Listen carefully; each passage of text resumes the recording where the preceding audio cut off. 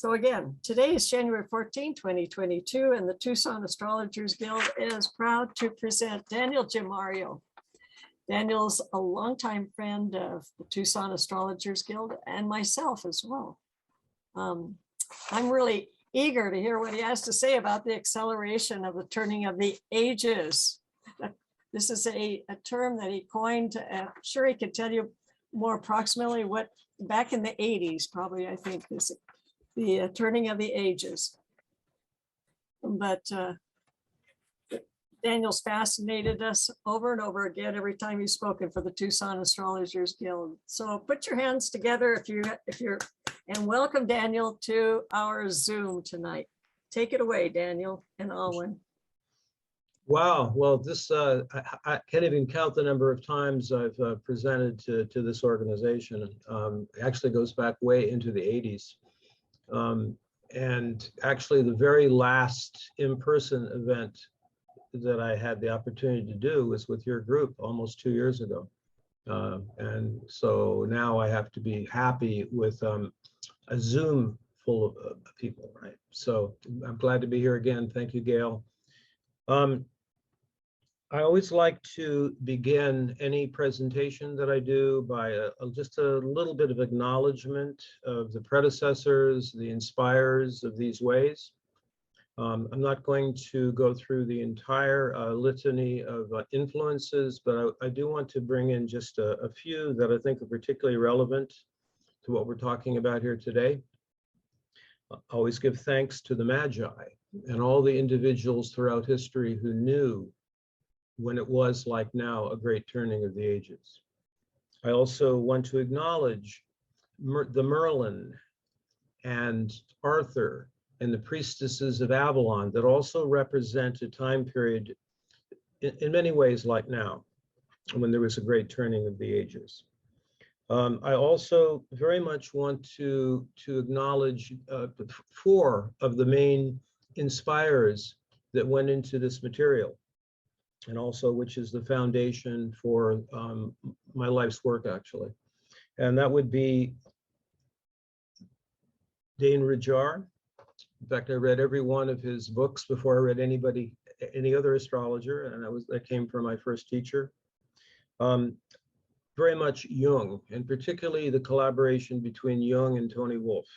There's been some magnificent books that have come out recently regarding their collaboration. A lot of astrology in these books that have come out.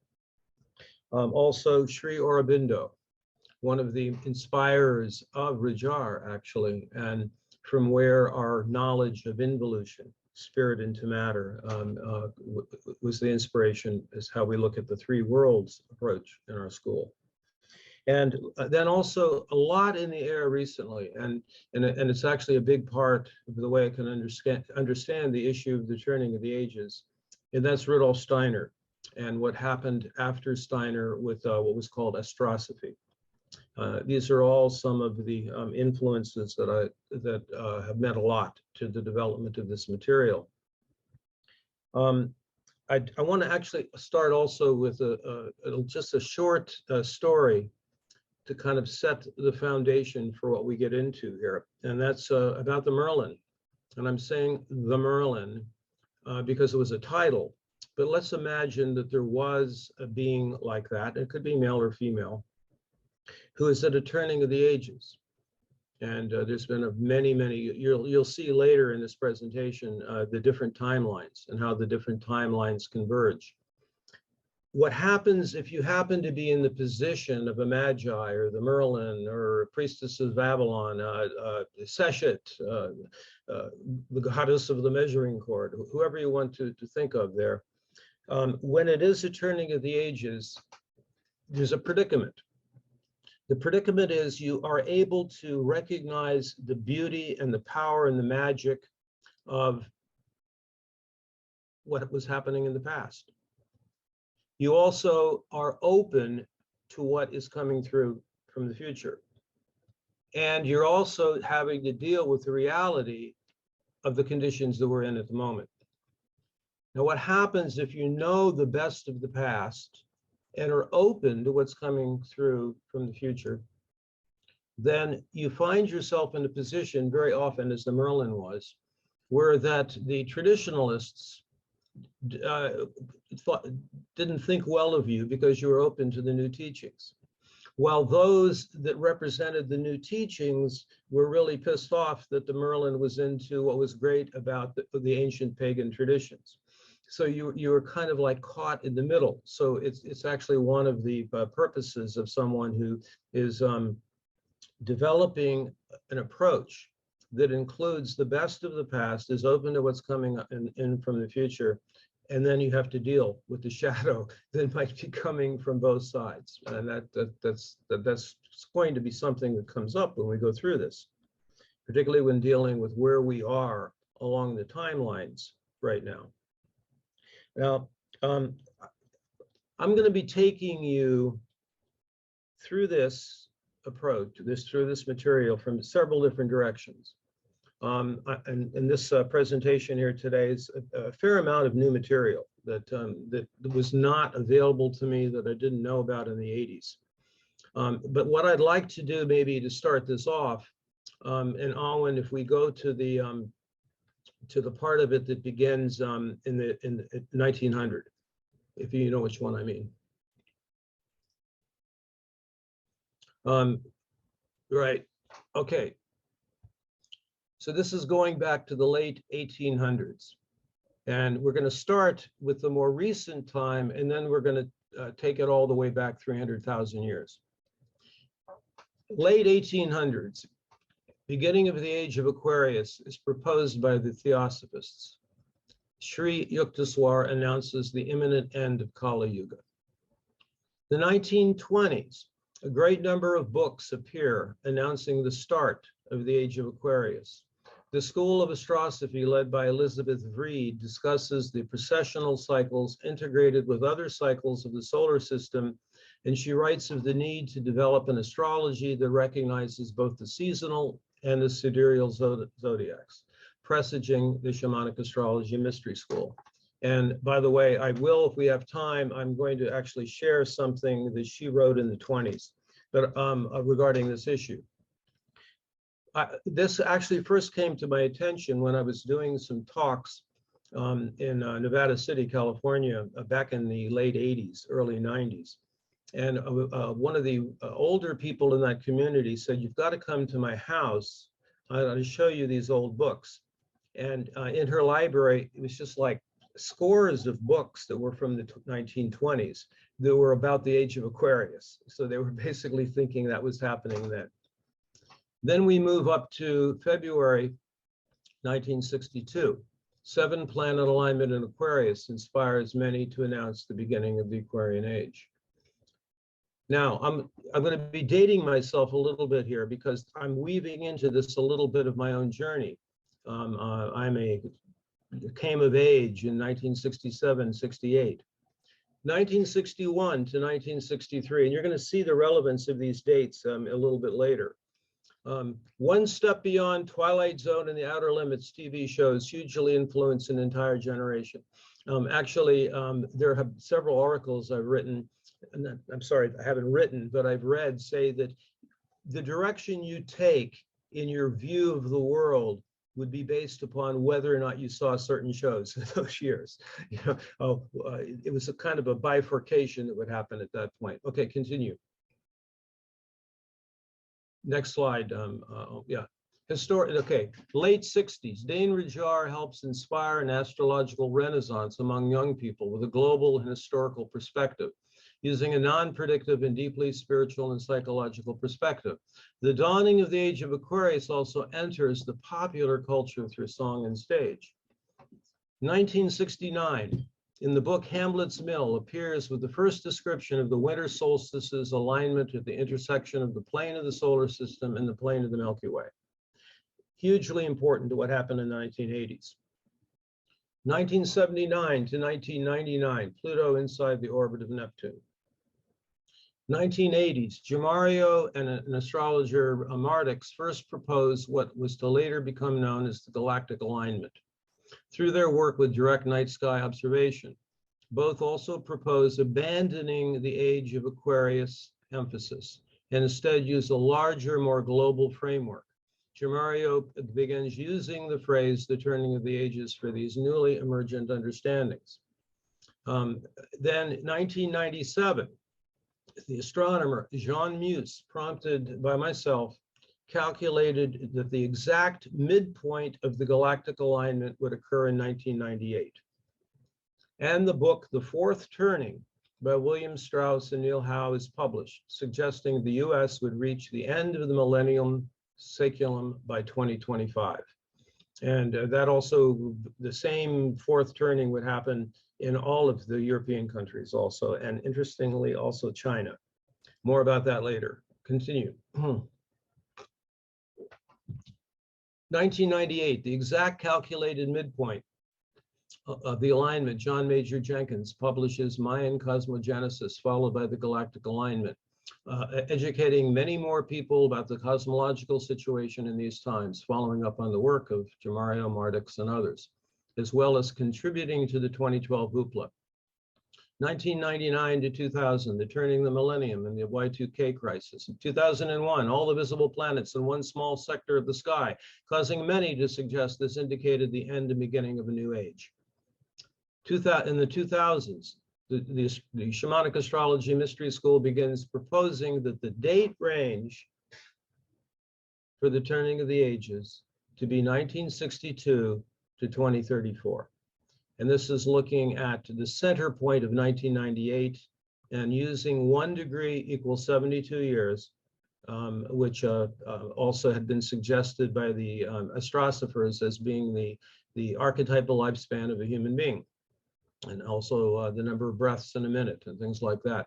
Anyway, so we put 36 years on either side of 1962. On either side of 1998. So 1962 to 2034. January 2008, Pluto enters Capricorn in the financial crash. Continuing.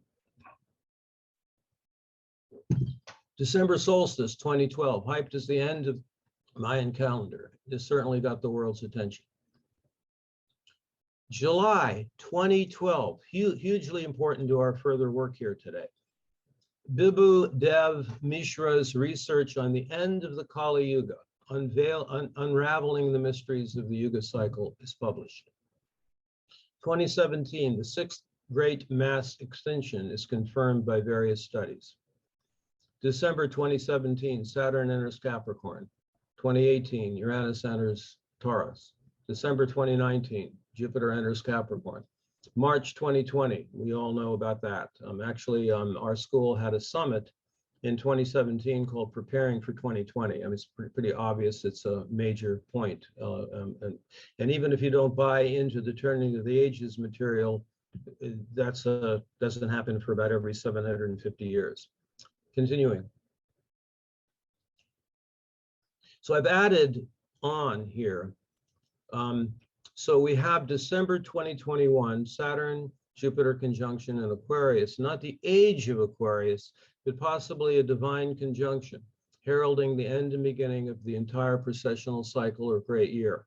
And of course, what I'm saying, one of the other reasons I'm saying not the age of Aquarius, the way a lot of people think of it, is that we're of course talking about a constellation, not a sign. But this conjunction in a sign, if you go back 26,000 years, may have been the very conjunction that begins and ends the whole thing. And I'm following up on the work of Kelly Phipps regarding this issue. 2021 to 2022, Saturn or square of Saturn to Uranus. 2021, 2022, US Neptune opposition. And then of course the Pluto return. Multiple solar eclipse paths crisscross the US, 2023, 2024, 4 crossings actually. 2023, Pluto enters Aquarius, US Chiron return. Then also a super important thing, 2024, 2025, the 4th lunar standstill within the turning of the ages time frame. Actually, a lot of attention is going to be put on that as we move up to the this lunar standstill, which wasn't even something that people even talked about before it was first talked about in 1969. 2025, suggested end of the fourth turning for US, European, and quote, civilization in China. 2027, third Uranus return. And then 2034, the turning of the ages initiatory window closes. Okay, so that's just the more recent times. Now included, and this, of course, you all have this as a handout, I developed a glossary for the kinds of words that we need to know about when we talk about the turning of the ages, or what time is it, you know, where are we now in the great calendrics. And I started with aeon, and that is that's the name spelled slightly differently, A-I-O-N, of some of Jung's, is collected into a book that's some of Jung's latest work. Ridjar refers to it as aeonic consciousness when he's speaking of the zeitgeist of any particular astrological age. There is actually a deity, Aeon, which is referred to in Jung's book, and which you can do some additional research on. And the word eon or aeon can be used in a variety of different ways. From an astrological perspective, we're using it as a zeitgeist of any particular age. An epoch, and then you can just see these different words and how they're used in different ways. An era, an epoch, an age. The age is like an era, but more general, not necessarily needing a fixed starting point. It is often seen with expressions like Victorian age or Tudor age or the age of Aquarius. As I've written and shared about so often, there are scores and scores of suggested starting dates, which would be an epoch for this age. Our school in this presentation can hopefully help to resolve this issue. Then we have the great year. A great year is one entire precessional cycle of 12 ages in 1 year. It's sometimes called the I like to call it a lot of times, the 26,000 year. And then each astrological age is one of the 12 months in a year, and there would also be 4 seasons in the year. Continuing. We also in our school use this one, saga. It's a long story, usually from oral tradition. Much reference to that in books like Hamlet's Mill. Our school uses this with reference to the long interactions of Venus, Mercury, and Mars, and the various stories that can be applied to their dance, which are generally known as the synodic cycles. Very important concept, the saeculum. It comes from the ancient Etruscans, and it was originally based on this recognition or noting that at any given time, the oldest elder was about 90 years. And then they discovered that 4 generations would turn over in those 90 years. I've actually applied that view a lot to our understanding of astrological timings and cycles on individual charts by dividing a human being's lifespan into 4 seasons. And that came from the inspiration from the Etruscan idea. This also went big time into the fourth turning understanding, which goes into a lot of the work a lot of us are doing on the US chart. The 2025 is the end of the fourth turning. Here we have then the Mayan long count, 5,125 years, said to begin 3114 BCE, but that is controversial. The long count was said to end December 21st, 2012, and that is also controversial. The research that I appreciate the most, recent research suggests the Mayans actually backdated the start date, which would then be an epoch, because you need a specific start date, to the year the Pleiades conjoined the vernal equinox. 5 of these long counts nearly equal the current accepted length of a precessional cycle. And we'll be going into that here shortly, about how these different great cycles correspond. Kalpa is a concept from India. It's the very largest view of creation and dissolution. and different views on this. There could be, some would say it's a 100 or 1,000 great Yuga cycles, but it would refer to not eternity, but to the start point and the end point of any creation. The Yuga, a concept from the Indian subcontinent, it can be applied to really long periods of time, or as recent research and scholarship is established, can be synchronized with the precessional cycle. Like the Kalpa, there are many competing opinions. This is discussed a little bit longer, a little further down. 4 suns or 5 suns. Within the Mayan, Aztec, and Incan world views, they perceive either 5 or 4 suns. This refers to 4 or 5 different periods of creation and destruction, and then a complete rebirth. I favor the 5-sun approach, as it so elegantly corresponds with the recent Yuga scholarship, as well as the precessional cycle, as we shall see. Okay. Then we have the precessional cycle itself. Currently, often we see 25,920, sometimes 25,772. Guy Otwell likes 25,800. And Yukteswar, back in the late 1800s, thought it was 24,000 years, but then he was only using what information was available at that time period. And since the late 1800s, we now more precisely how long the cycle is. So Hipparchus, the alleged discoverer of precession, once thought it oscillated back and forth in a much shorter time. Later, in that time frame, 30,000 years was suggested. And actually, this was known to the Neoplatonists, and they also talked about the great year.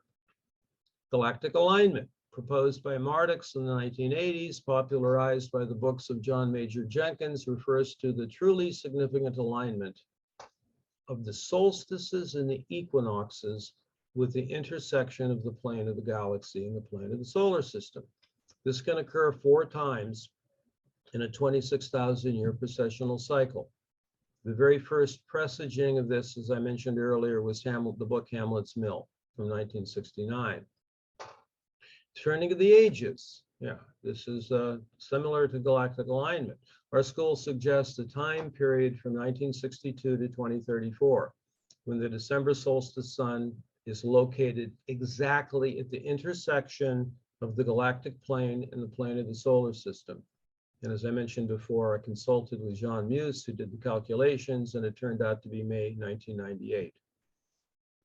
Now, I just threw this in here. I don't think any human being has a kinesthetic relationship with this cycle, but we have the cosmic year, 225 to 250 million years, the amount of time for a solar system to go around the galactic center.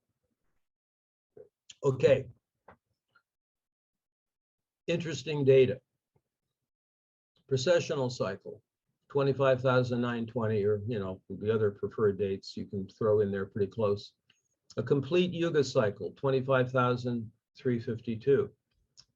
The 5-sun cycle, 25,605 years. Pretty interesting how closely that matches. And then let's see, what's the next one? Go to the next one. Actually, maybe Alwyn, since we're talking about the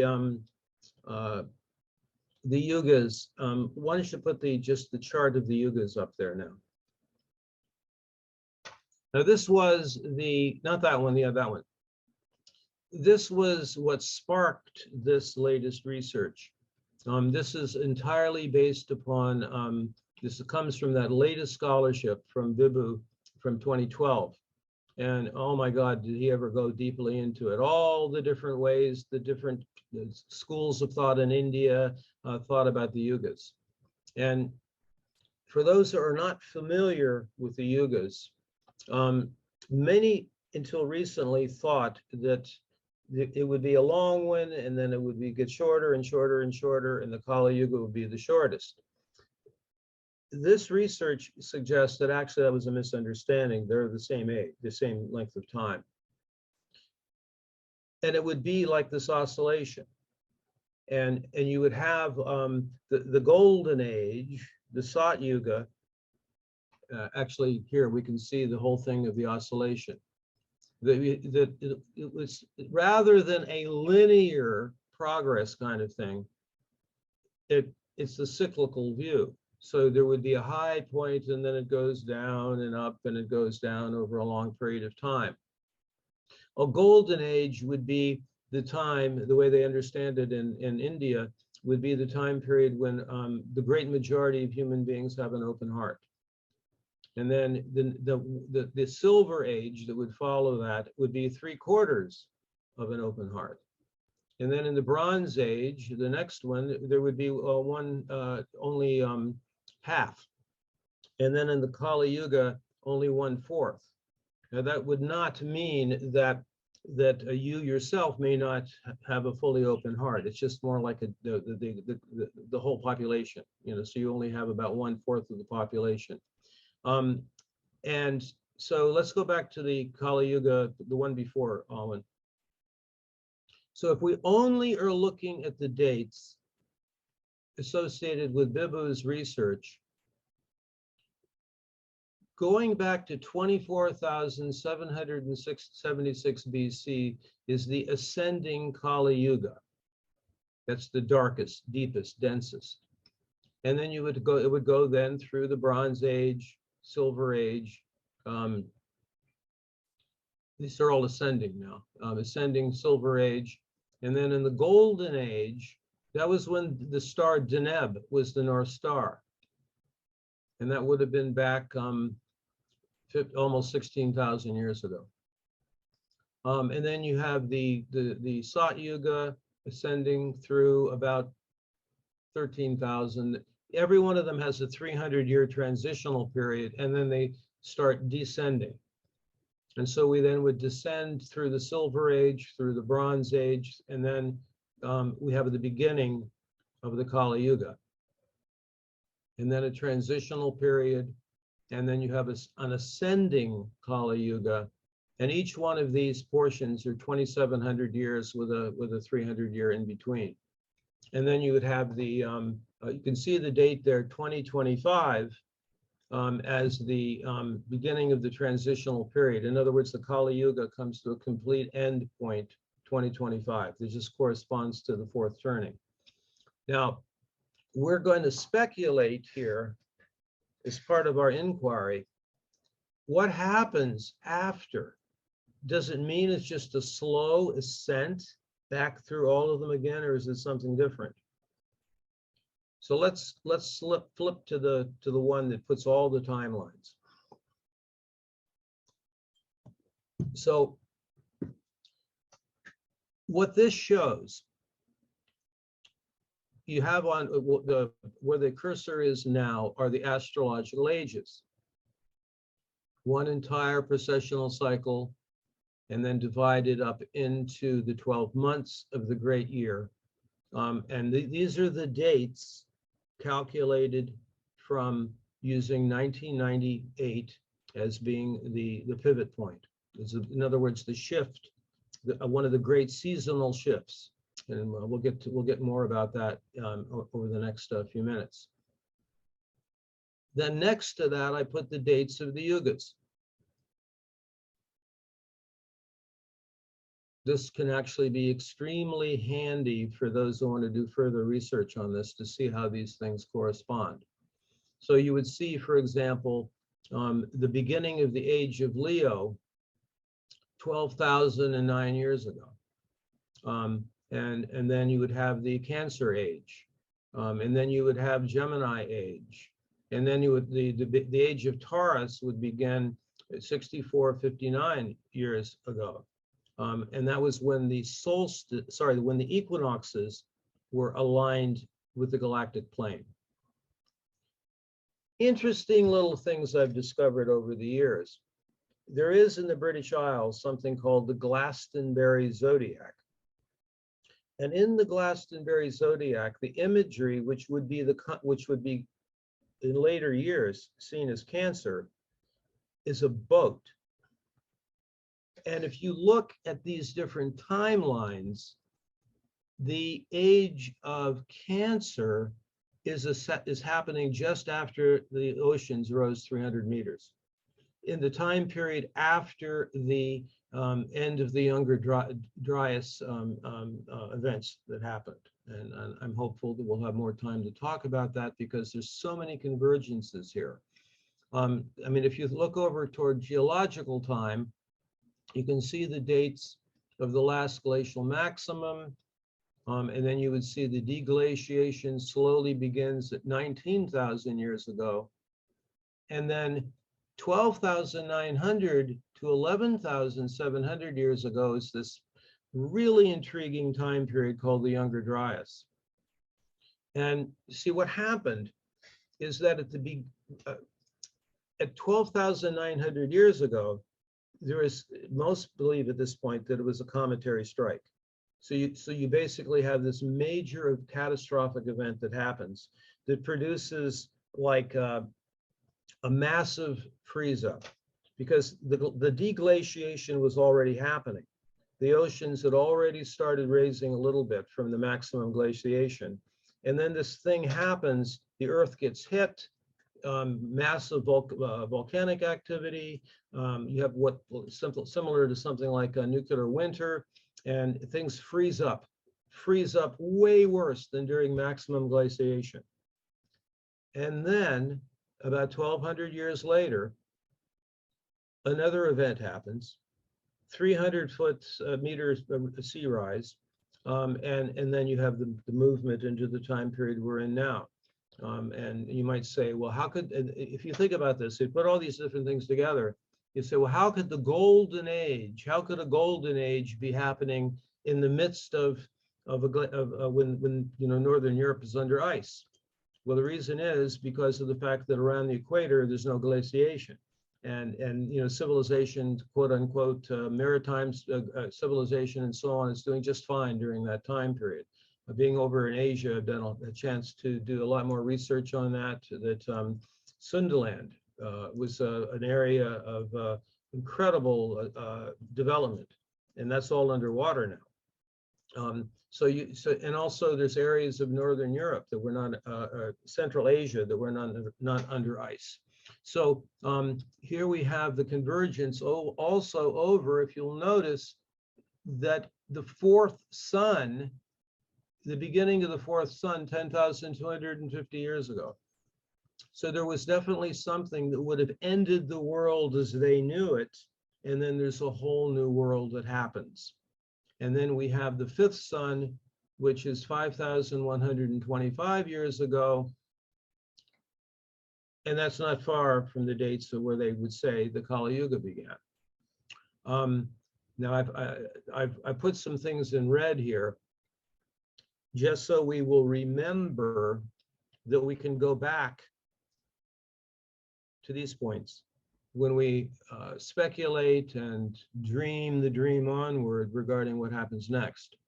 So the Hopi and the Mayan, those who follow those traditions, they will have just entered into the sixth sun. The sixth sun is beginning now. Or many of the spiritual teachers that I follow, and it's also been my intuition these days, is that we don't have to slowly ascend back through all the yugas to get to a golden age 12,000 years from now. But in fact, there's another kind of shift that can be happening. It's like and one way of talking about it is like a shift directly into a Sat Yuga. But what does that look like? What would that mean, right? So we'll try to speculate on that. Alwyn, put up the part about what is the Kali Yuga.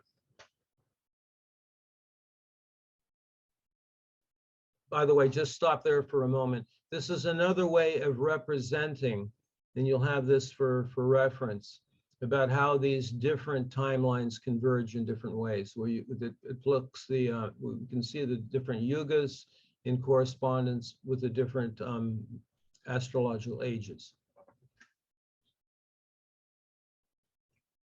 This is another way of seeing it. Not this one, not this one. Yeah, this one. One of my favorite people that I get insight from, a researcher, is a man by the name of Robert Lawler. And I've taken this from his book. The book, The Voices of the First Day.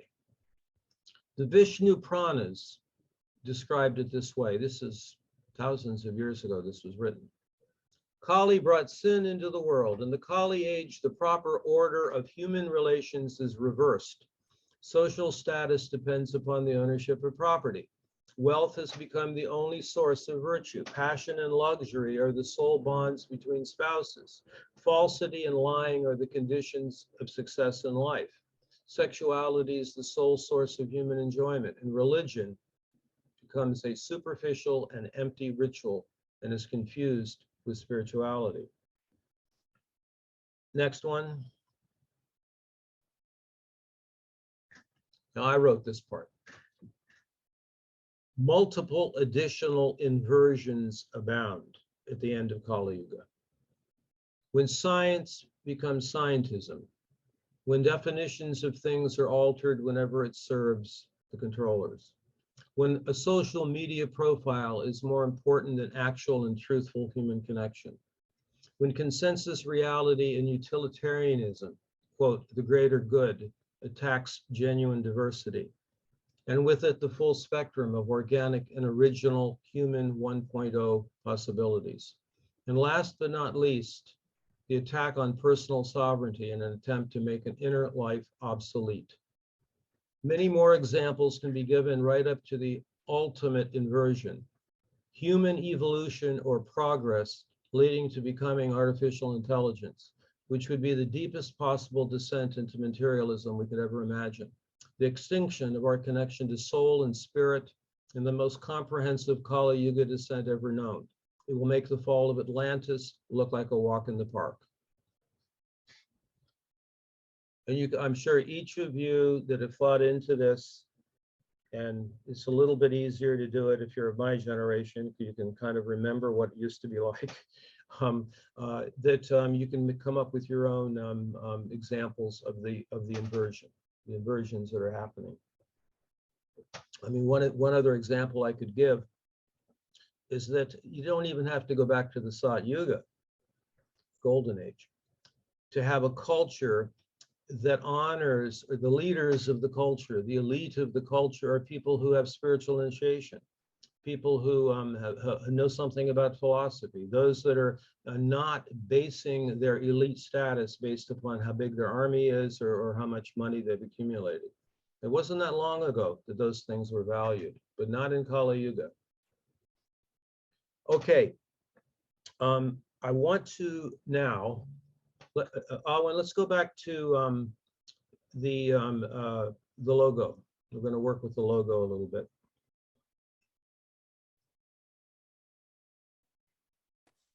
The movable logo? Yeah. Okay, give me just a moment to pull that up. So I went through a whole bunch of stuff there pretty quickly, but I'm going to give you a chance here to tune in a little more to how the turning of the ages actually works.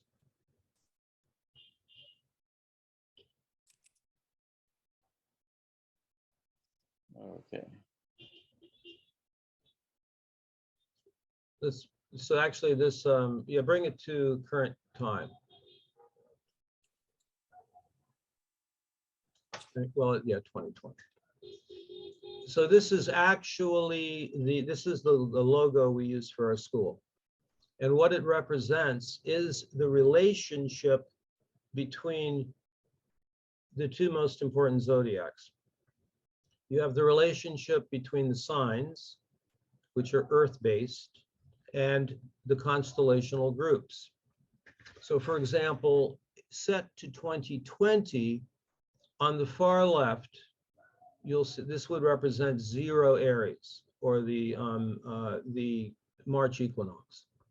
And on the other side, it would be the Libra equinox. And then at the top would be 0 Capricorn, and at the bottom would be 0 Cancer. So this would represent kind of a global chart, you know, with Aries on the far left. And here it shows the boundaries between the sign and the constellation.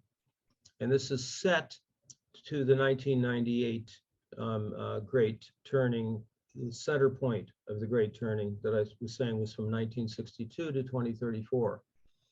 So if you go over to the far left,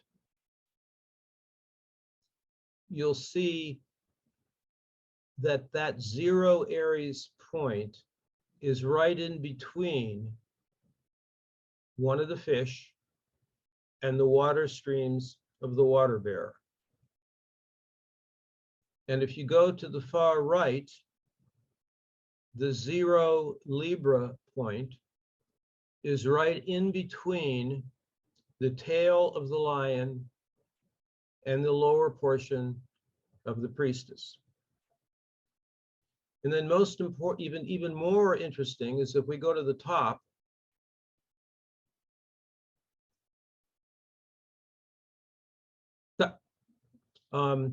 up at the top, we have the place exactly where the 0 Capricorn point is, and it's right in between the archer's arrow and the stinger of the scorpion. So right in between those two. And then if you go down to the 0 Cancer point, which in the northern hemisphere would be the summer solstice, you will see that it's right in between the horns of the bull and the feet of the twins. So those are the actual physical, what Steiner would call the bones, the actual scaffolding or bones that you see of the constellational groups. Now, go back to the previous age, if you can, Owen. So here, now what 140 BC. Actually, let's try this one out first, so you can really see. Go back to the Leo age. 12,000 years ago. This is a marvelous little thing, because you can actually see where the constellations are relative to the seasons. And we have taken this all the way back through the entire precessional cycle. So here we have what would be 0 Aries happens to be just at the point where the lion is rising. The lion constellation is rising at the 0 Aries point. Now, this is something maybe many of you are familiar with that have looked into the Egyptian mysteries. The Sphinx, which sits exactly on cardinal directions facing due east. So back at the beginning of the age of Leo, if you look due east, the lion is rising. Now we are at a time period which is the mirror image of that time, which is when the water bearer is rising. Now we go back, try out the beginning of the age of the bull. If you can, that would be about 6, yeah.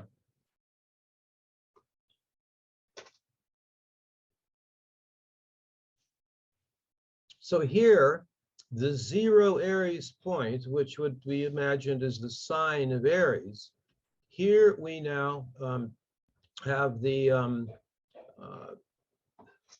no, not this one, not this one. About 5,000 or 6,000 years ago, that one.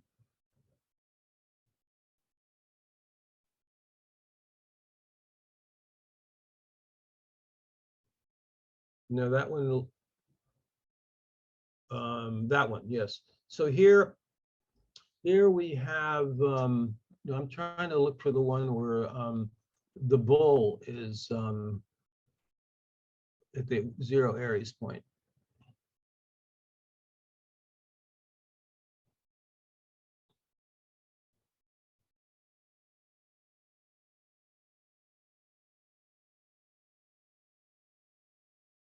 Here, okay. All right, 4460 BC. So this is the beginning of the age of Taurus. And so the 0 Aries point is right in between the feet of the twins and the horns of the bull. Now, there's unbelievable number of different iconography that shows the sun or the moon in between the horns of the bull. And that is actually a symbol of a turning of the ages, when they would actually see the tiny little crescent moon between the horns of the bull. Because for 2,000 years, the little tiny crescent moon at New Year would be in the stars of the the stars of Gemini, the twins. And then before that, as I mentioned, it would be the age of the crab, and that was a boat in the Glastonbury Zodiac. So you can actually go through any age to see where the constellations were.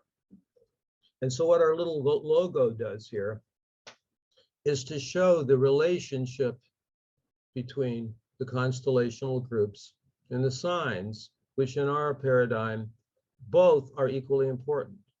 And I always like to bring up at this point something that came out of Project Hindsight, which I had the great pleasure of attending their conclave back first one they did in West Virginia,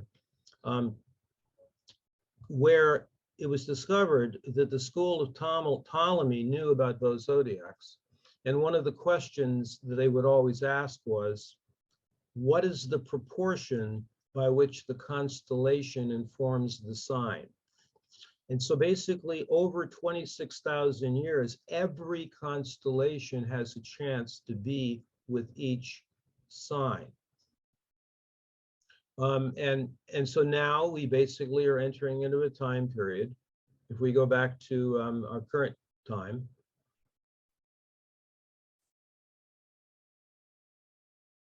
that what we would call the sign Aries, 0 Aries, the sign, earth-based, based on solstices and equinoxes, is just barely entering in to the time period where the water bearer is rising.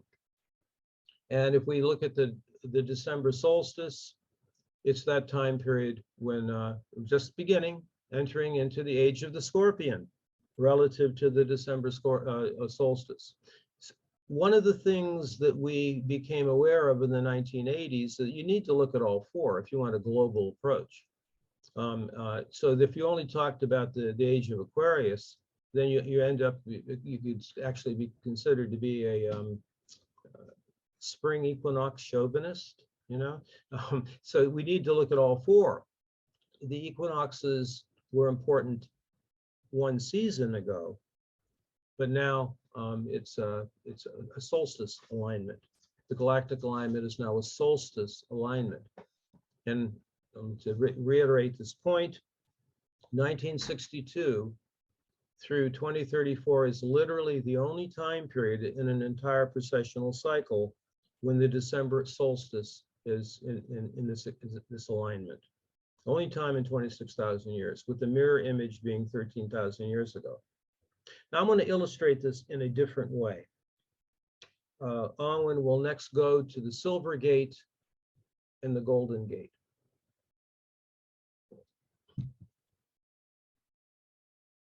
Not the, yeah, I think you know which one I mean. Let's start with the Golden Gate. The stars. You know, the slide that shows the crosses, the 2 crosses.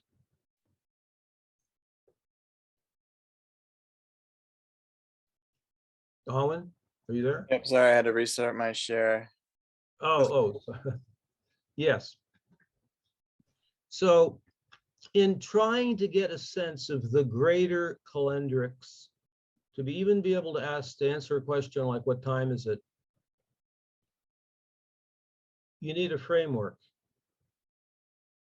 Kind of like if you only see the hands of a clock, you don't know what the numbers are and you don't know the background of the hands of the clock. It turns out on the night sky is a magnificent framework. The plane of the Milky Way and the plane of the solar system. The plane of the solar system is called the ecliptic. It's also the background of that of the zodiacal constellations. And then you have the plane of the Milky Way. And they intersect, and throughout all of human history, if we go back 300,000 years, because I like to think our history is 300,000 years, 12 times 12, 12 precessional cycles, 312,000 years, we have this intersection that's happening now. So in 1998, exactly, the sun at 0 Capricorn is on the intersection point. And if you go back, halfway through back on the precessional cycle, then it would be this point would be the opposite. So if we'll get to that part in a second. This is the portion of the sky that is actually now in the morning sky. From our balcony here, we have a really good view of this in the morning sky with the Scorpion rising and galactic center, the Archer right after it. Here we have a description of the constellations that are around what has been called by 7 different traditions around the world the Golden Gate. The guardian of the Golden Gate is the star Antares. The bow and arrow, the arrow of the Archer, and this was so amazing to us back in the 80s when we were having all these groups out under the night sky to be able to see that the bow and arrow, the arrow is aimed right at galactic center. Also, when you go further south, like in our latitude here, the spear or the thyrsus of Centaurus, the original constellation of Chiron, is pointing to galactic center. And also the stinger of the Scorpion is also looking in that direction also. So what is this whole thing about the Golden Gate? So there's also a Silver Gate. The Golden Gate is toward galactic center. Galactic center, the exact point of galactic center is just below this intersection point. The sun itself never crosses exactly over galactic center, but the moon does. During the lunar standstill, the moon will hit galactic center. I mean, now this year, the moon is already out to beyond 26 degrees. It gets as far as 28. And during that time period, it does cross galactic center, but the sun never does. But this intersection point is right now in our time period where the sun is on that cross. And all of these ancient traditions felt that the soul would enter one gate and exit a different gate. And the exit gate is the Golden Gate. Now, depending on how you want to look at this, it's a place where everything gets composted, or it's where things die off, where things come to an end, but it's also where the ego gets composted. You know, anything we take too personally about ourselves gets composted. But it also could be thought of as the ascension gate, the point of essentially going to an entirely different reality. Some of these days have called it 5D, and different ways of looking at the Great Awakening and what we might be moving into at this point. But this is the fact that the December solstice sun is right at this point during this time in history certainly matches the different timelines that I shared with you before. Now let's look at the Silver Gate.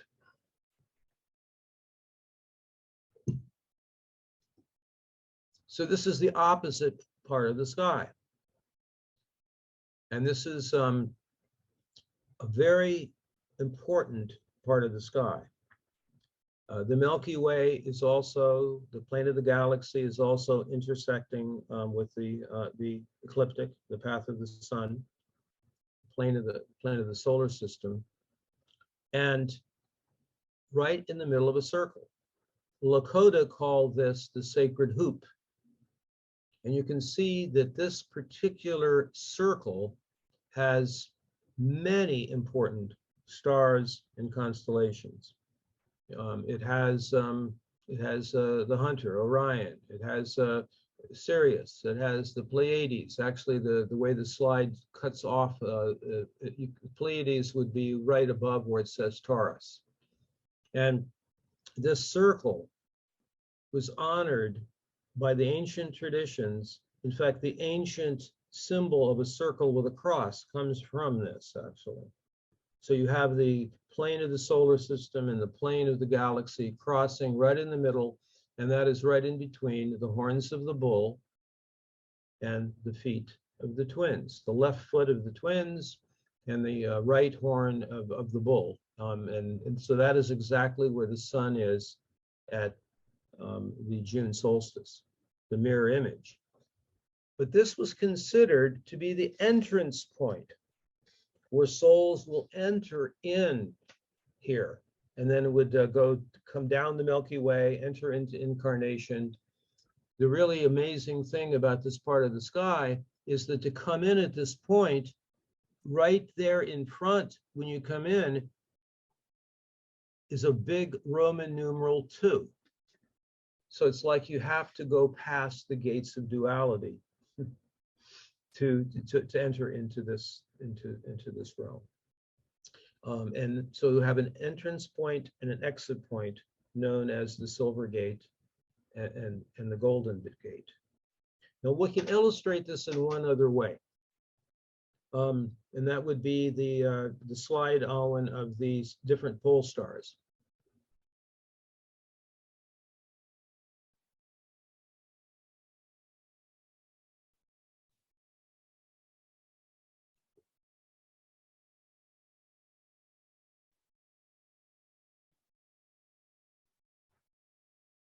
You had it up there before. No, it's further back. I think it's number, that one there, yeah. But this is particularly significant to people in the Northern Hemisphere, particularly if you go further north. Actually, in Japan, they have a tradition actually of 7 world ages, depending on what is the North Star at various time periods. So here we have Polaris, currently the star that marks the directional point of the Earth pointing north. But 4,000 or 5,000 years ago, it was Thuban, and then there were different stars. That's at the end of the dragon. And then you go further back, you have different stars in Hercules constellation. And then up there in Lyra is the star Vega, pretty much opposite Polaris. And that was the North Star back at the time of the Younger Dryas events. And then the star that was the North Star during the previous Golden Age was Deneb. And actually, that is, of course, the star in a great bird. And the thing that's very interesting about that, it could be a vulture, it could be a stork, it could be a different, so many different countries have different birds associated with it. We see it as a star in the swan. But what is truly significant about that time period, which we can now see was considered by a lot of different interweavings of calendric traditions, was a golden age time, is that at that time in history, the Milky Way stood perpendicular to the horizon. And so that if you looked at the Milky Way, and it's very thick, rich bands, and it's going straight up, and at the top of the Milky Way would be this bird. And that was that particular verticality of the Milky Way standing horizontal to the ground, and then it's straight up to the north. That particular time period as Golden Age, that would refer to so many ancient traditions from Central Asia, from the Gobi Desert, the Caucasus Mountains, the Altai Mountains. There's such a rich field of study there, particularly by those that are into the Denisovan mysteries, and the way in which different human species interbred with each other. That was an incredibly important time when that was the North Star, and where you would see it not just as a bird, but you could on the top of the Milky Way, but you could also see it as the world tree. And many cultures saw it as the world tree. And in fact, even to this day, Mongolian shamanism, you climb an actual physical tree to get to the top of the world tree, is one of their initiatory ceremonies. And that stems all the way back to a tradition 16, 17,000 years ago. So there's different ways you can tune in to these great turning of the ages. I want to maybe just go back for a moment to that the chart that combines all the timelines.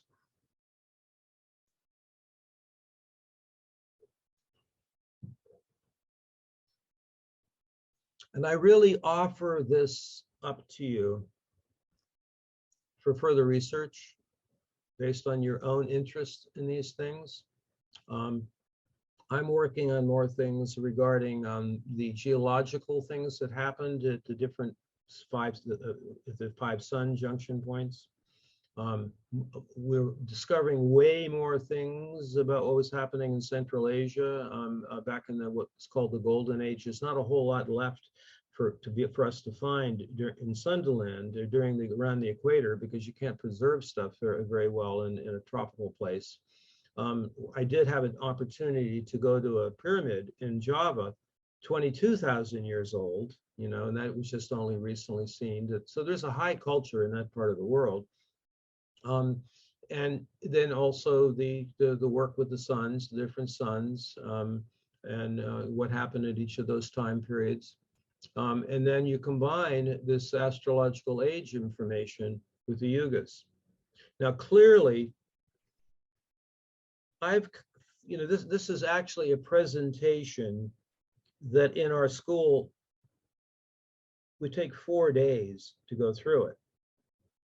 And I'm hitting you with a lot of stuff that maybe a lot of you aren't familiar with. You have to, because this all stemmed from working with the night sky directly.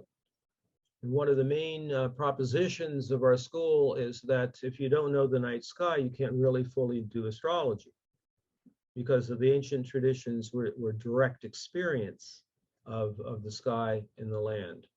And just so people like Mardix and myself, and we went up out under the night sky so much, took groups out into the night sky, and these transmissions came through regarding this. Also, so many other doors are open in this investigation about the age of Aquarius stuff, and boy, that would be enough for another whole talk.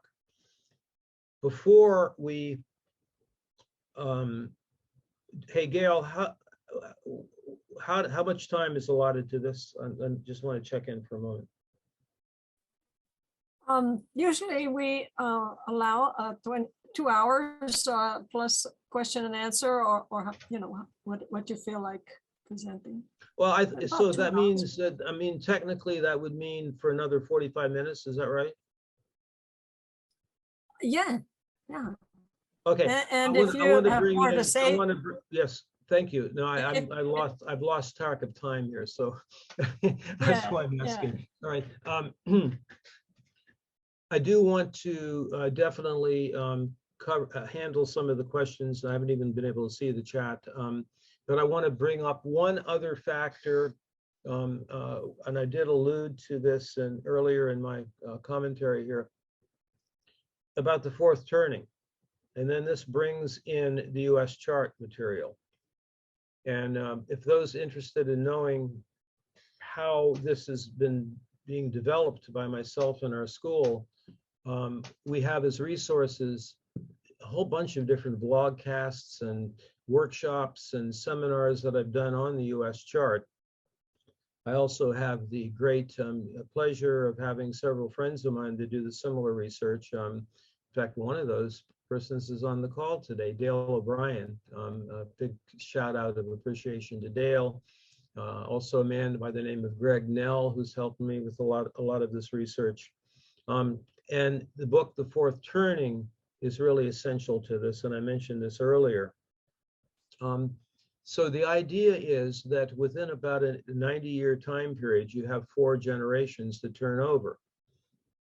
And in the history of like looking at the chart of the United States, there have been a number of fourth turnings, and they all correspond to really important points in the history of the United States and of Europe in general. The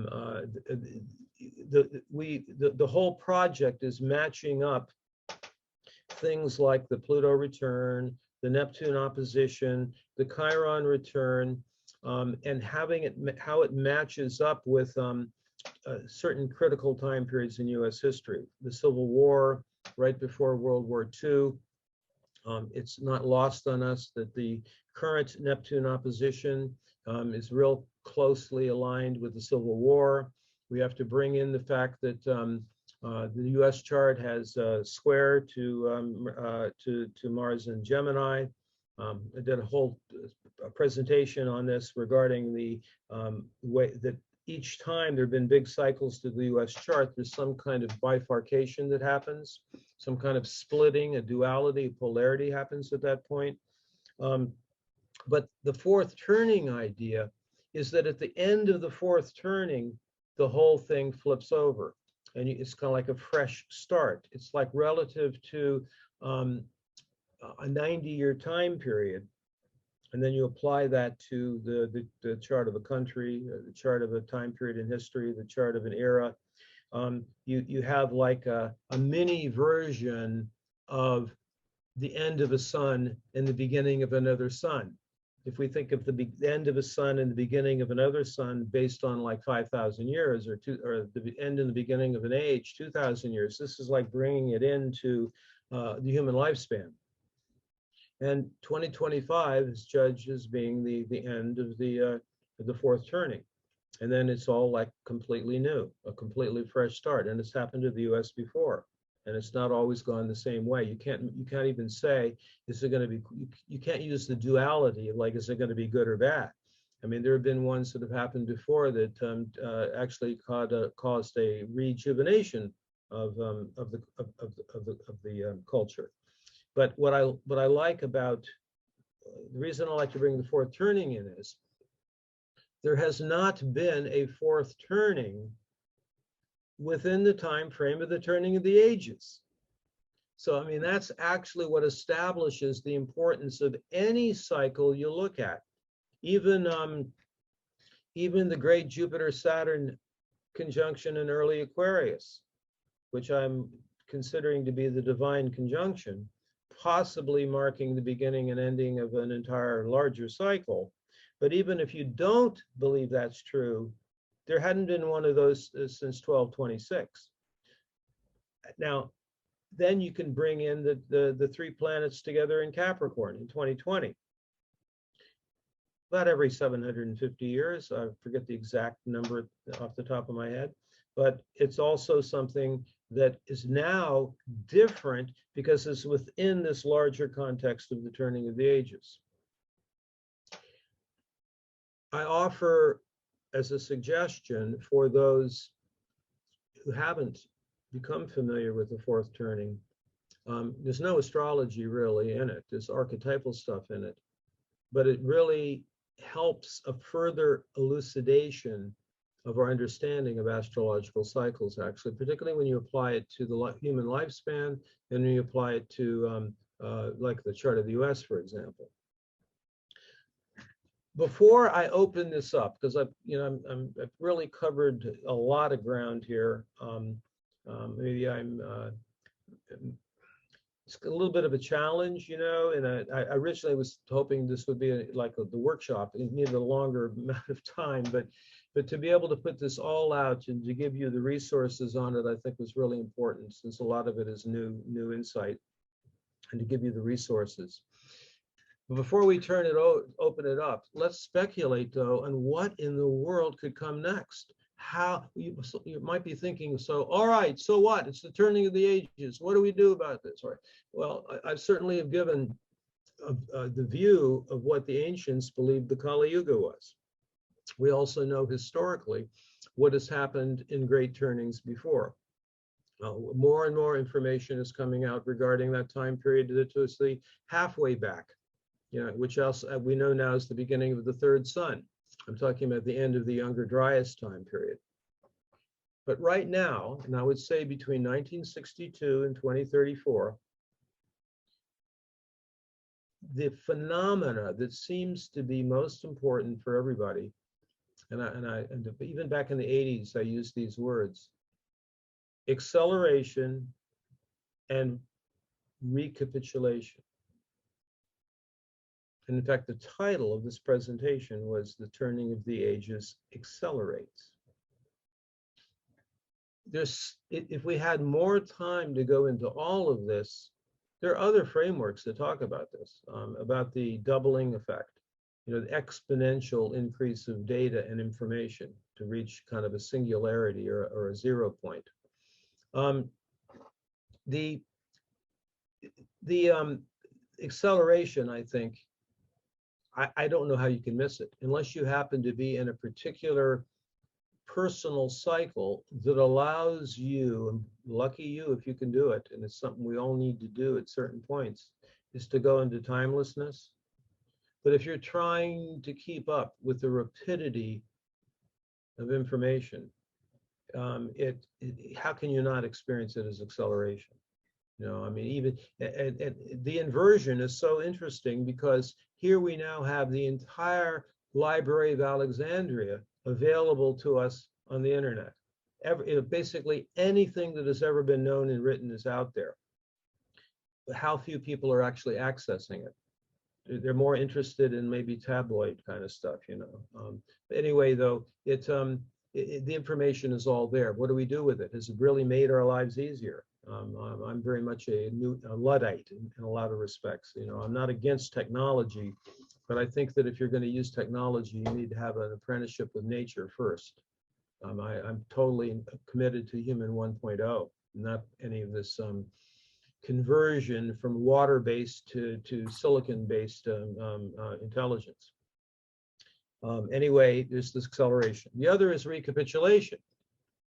I think pretty much anyone who's drawn to hearing a presentation like this, or anyone in our current time that's drawn to most of the leading edge aspects of astrology, are aware that you're having an opportunity to work out literally everything that's happened on your entire personal timeline. Whomever you need to work out karma with, it's happening. Whatever is hidden, whatever shadow material is there, it's up for review. I could go on and on about that particular factor. I mean, Jung's last 20 years was all about that. That if the West does not deal with its shadow, then it's not looking good. Or as Rajar put it, in his phenomenal thing about seed people that he wrote in 1973. Depending on how the directional flow of the questions, I did wish maybe as a final thing that we do here today to read his words that he wrote in 1973, because I believe that they are completely relevant to our time now. And that brings up another one of the main purposes of our school, is the creation of seed people, the preservation of the seeds, and the creation of people who carry it forward, the seed people. And then that takes us all the way back to the story of the Merlin, honoring what was great from before, being open to what's coming in, and then having a way in which we can preserve what it is to truly be human. Oh, you had it there.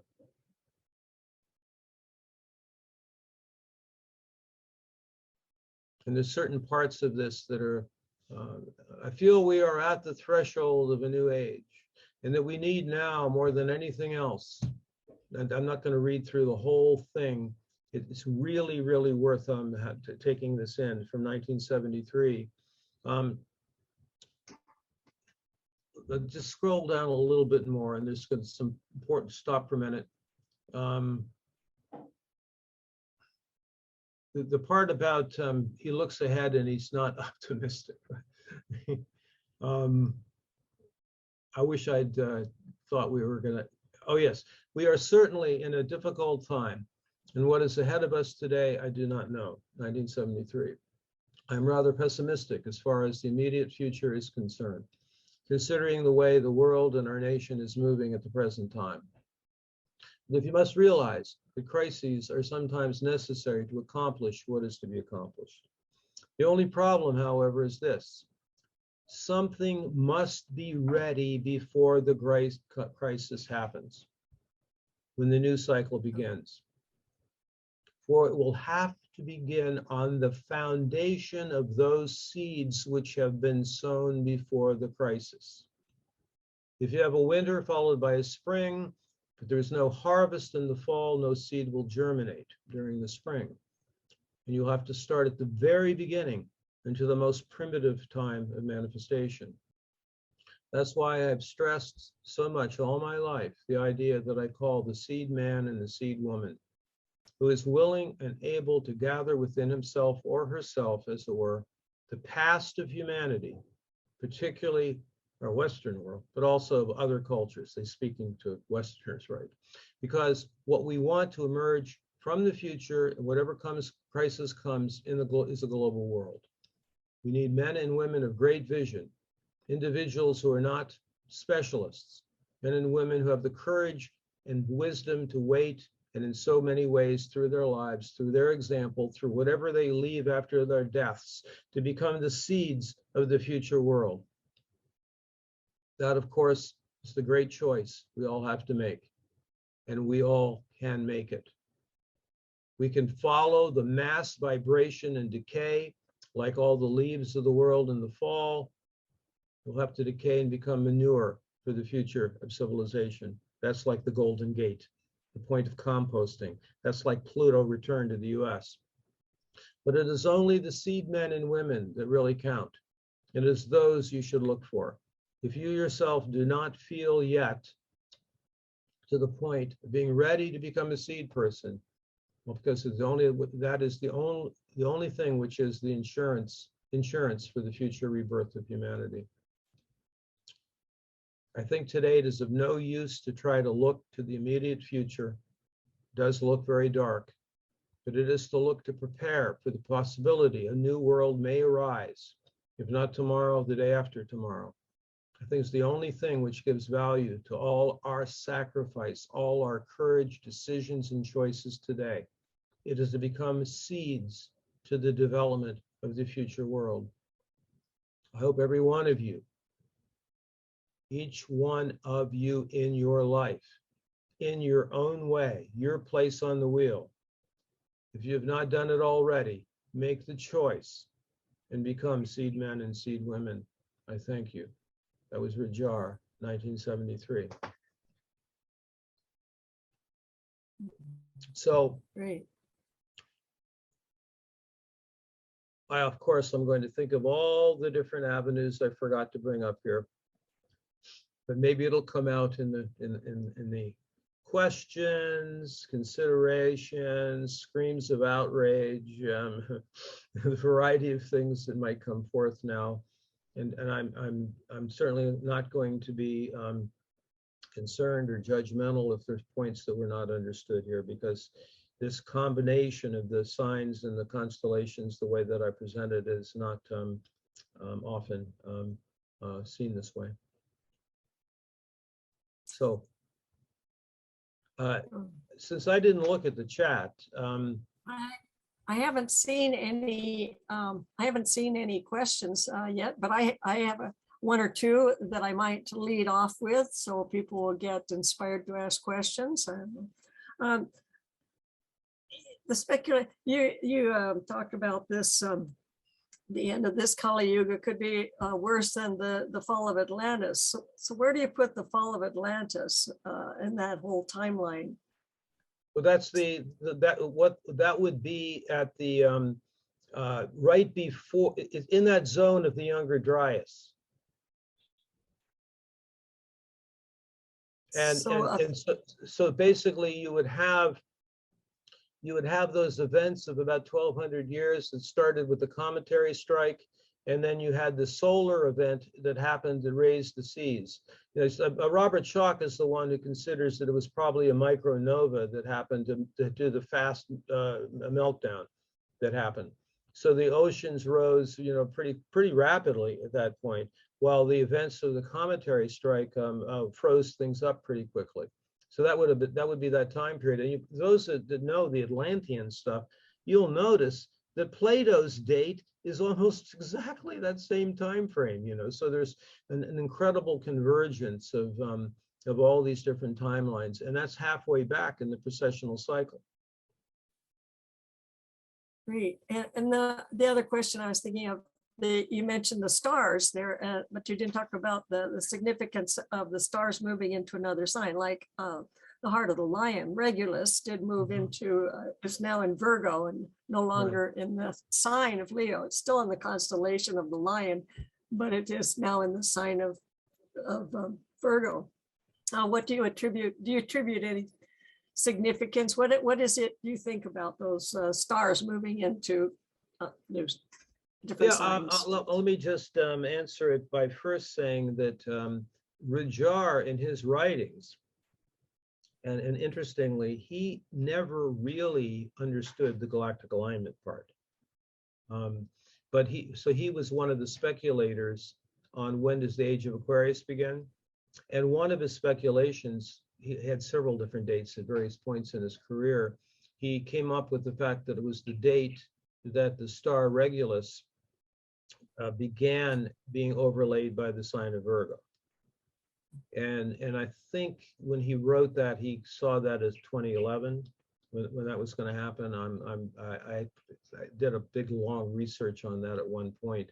But so that was he loved that area of the sky. I mean, he basically had a bunch of writings about that area between the lion and the priestess, between those two. So that's one of like 50, 60 different suggested starting points for the age of Aquarius. And I listed a couple of them before, like the planetary conjunction in 1962, which I think very significantly begins that whole turning of the ages time frame, 62 to 2034.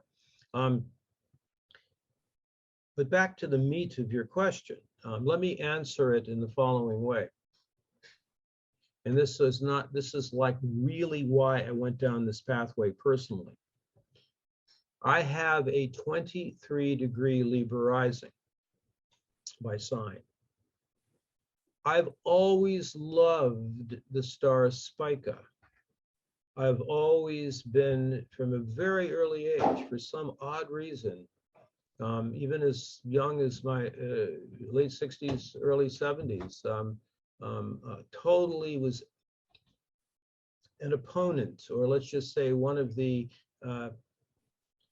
ones that was attacking the patriarchal priorities given to traditional astrology. And so I was really loving bringing in, the different goddesses associated with the asteroids, and then I started looking and seeing how gods and goddesses are in all the planets. The moon is gods and goddesses, the sun both. I did a lot of historical research on that. And women's mysteries, for some reason, totally. I mean, every time I would travel, it's like, I want to know who the matrilineal people are. I'd want to dive deeply into the traditions that had been mainly squashed by patriarchal overlay. I didn't mention this earlier, that Robert Lawler, who I just totally love, he believes that in the cycles of the Yugas, and I believe it is totally this way, patriarchy only shows up in Kali Yuga. That there's always the sign that destruction of the entire world is coming when that happens. For much longer time periods in history, things are matrilineal, or even better, where there's an equalness, like ancient Polynesia. It would go down both lines, the lines of the woman, the mother and the father, but it's definitely not patriarchal.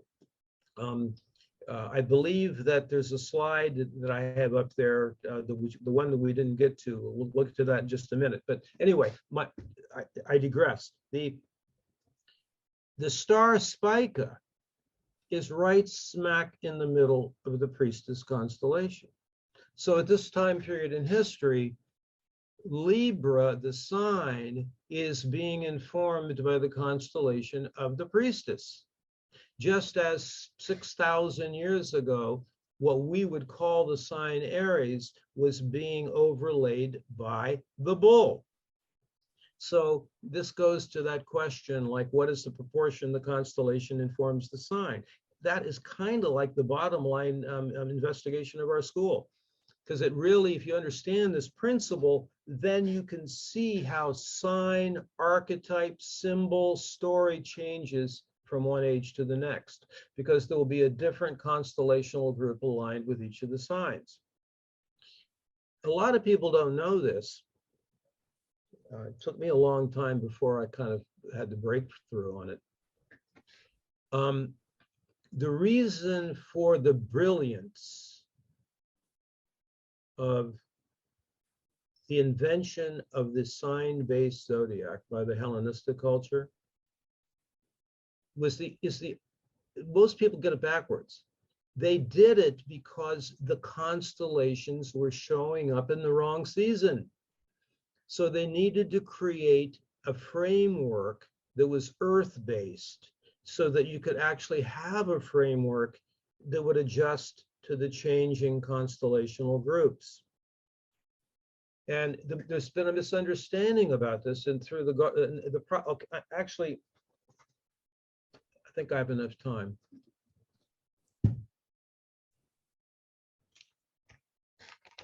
I think I mentioned that I love the astrosophy and the contribution that comes from the Steiner people.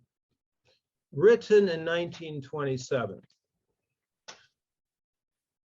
We ought indeed to have two expressions, one for the 12-fold division of the year cycle, the signs, and one for the configuration of stars visible in the sky, the real constellations of the zodiac. The traditional names, ram, bull, and so on, have actually have something in both of them. I don't want to read the entire thing. I want to get to the main point. We adopted in our school the tradition to name the constellations not by the name of the sign, but by what it represents, at least in our culture. I mean, if you couldn't use ram or bull if you're talking to Australian Aboriginals, but that you basically, the confusion is by naming the constellational group the exact same name as the sign. And then the confusion stems from that.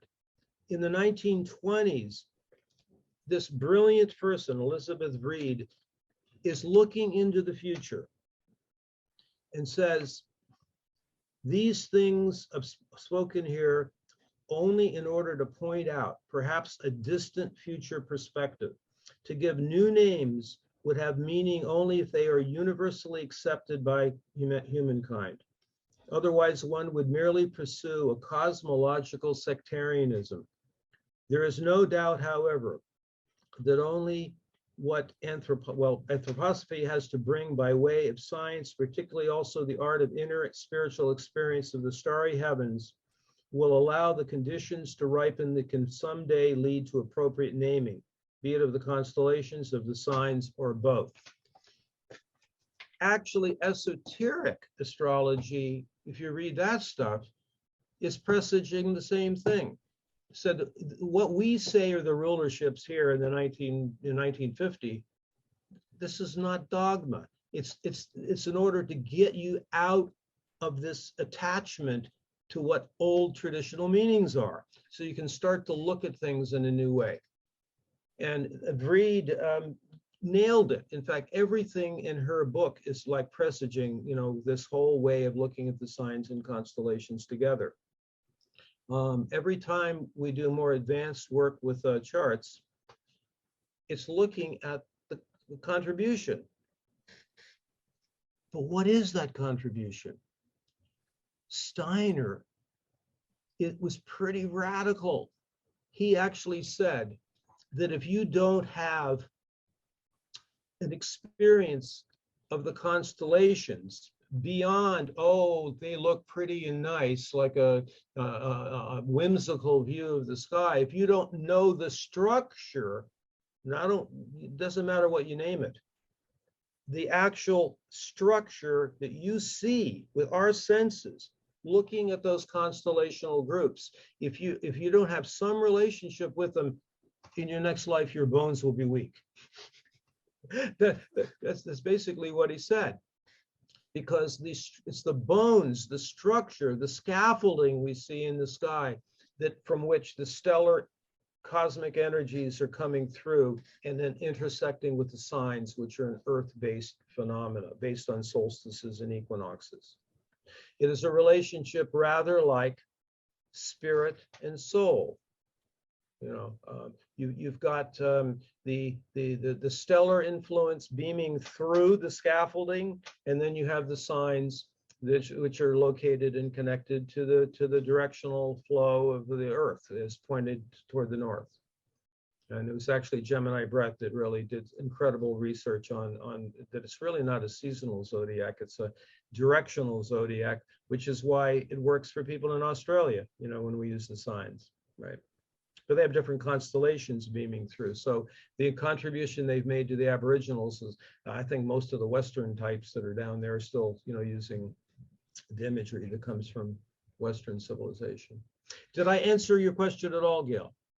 Well, yes, I think that you've done a lot of, brought a lot of information. I was thinking about that chart and noticing that you had the stars like Capella and other, and Regulus and other stars mentioned in that chart. And I just wanted you to say something more about their significance. Of course, those major stars are the Vedic system uses those, the mansions are based around the stars. I think there's, well, okay, so I mean, if you're going to go down that route, I mean,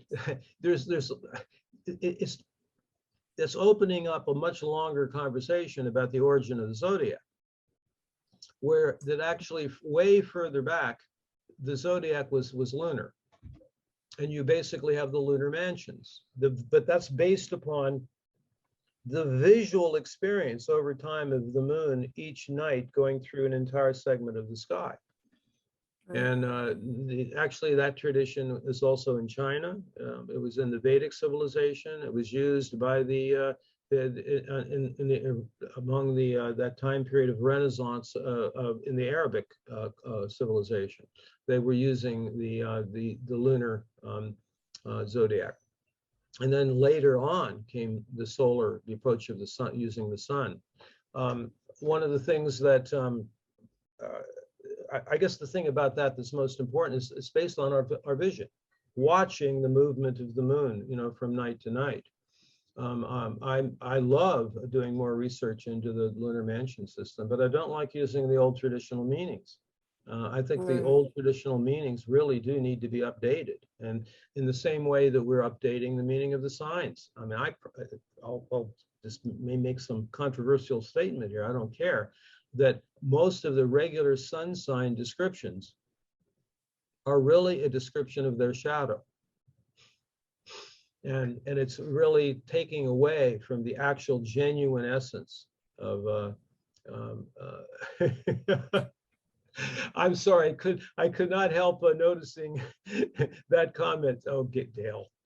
GMO, seed yes. person, Bill Gates. Yes. There have been a few comments, Daniel, that maybe people wanted to make. If I go back in the chat, you know, there have been a few comments coming up. Maybe somebody'd like to get a question in. Beth Kyle, given Franklin chose the day of the birth of this country, a great astrologer and a Capricorn, what might be the time he chose? But oh yeah, well, that's like an issue that I don't know whether I want to go down that road right now. Because I'm such a Rajarian, and I've read all of the Rajara stuff on it. I do like his rectified version of the U.S. chart. That's what I use. But I'm certainly open to looking at others. I mean, good grief, there's Articles of Confederation. There's the one Dale uses. Many others. I mean, there's some people who use this thing that happened in 1871. There's so many different roads you can go down on that. But I find, in my own understanding, and what works for me is the Rajarian rectified one, which I'm not saying others are wrong. I mean, that's just what I'm using. Janet Booth had a question. Have you given any thought to how 1776 was really a conception and the USA's birth was a few years later and the Pluto return is a few more years off? She watched the movie Hamilton. That's Well, geez, then we could go down the road about the rewriting of history regarding Hamilton. I mean that's another hoary issue right there. But it all depends. I mean, you can have an Articles of Confederation chart. You can have a Constitution chart. I can understand how people would have that logic on it, but I personally think the U.S. Pluto return actually started in early. I mean, if I look at complexes, it's not lost on me that Pluto begins its opposition to its natal Mercury in early 2020, and then I put that all together with the fourth turning and all these other things that I brought up. So I'm certainly. I look at the eclipses, crossing the U.S. I look at what the U.S. is up to, what's happening in the U.S. But I also give as much credence to the Neptunian situation squaring Mars and Gemini. I mean, I don't think that you can discount that as far as what's happening to the bifurcation in the United States. This happens over and over again. It happened during the Civil War. It happened just prior to World War II. A lot of people don't know this, but until the Pearl Harbor events happened, if they took a vote, there was actually a slim majority of Americans that would have wanted to be on the side of Germany. So it was really split down the middle as far as what actually the U.S. was up to at that point. It was really split. And here we are again. I cannot imagine a greater bifurcation and split that is happening than right now. And I'm not talking about red and blue. I'm talking about something deeper than that. In fact, it's really important that Americans get beyond that whole two-party paradigm thing that is just diluting everybody and missing out on what's really taking place, which is technocratic fascism.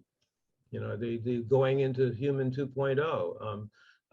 I'm very much influenced. In fact, I really, in all of these presentations about the turning of the ages, which I've been doing for a long time, I actually got into controversial arguments with several well-known astrologers back in a conference I went to in 2012, 2013. And it's something I've changed my views on.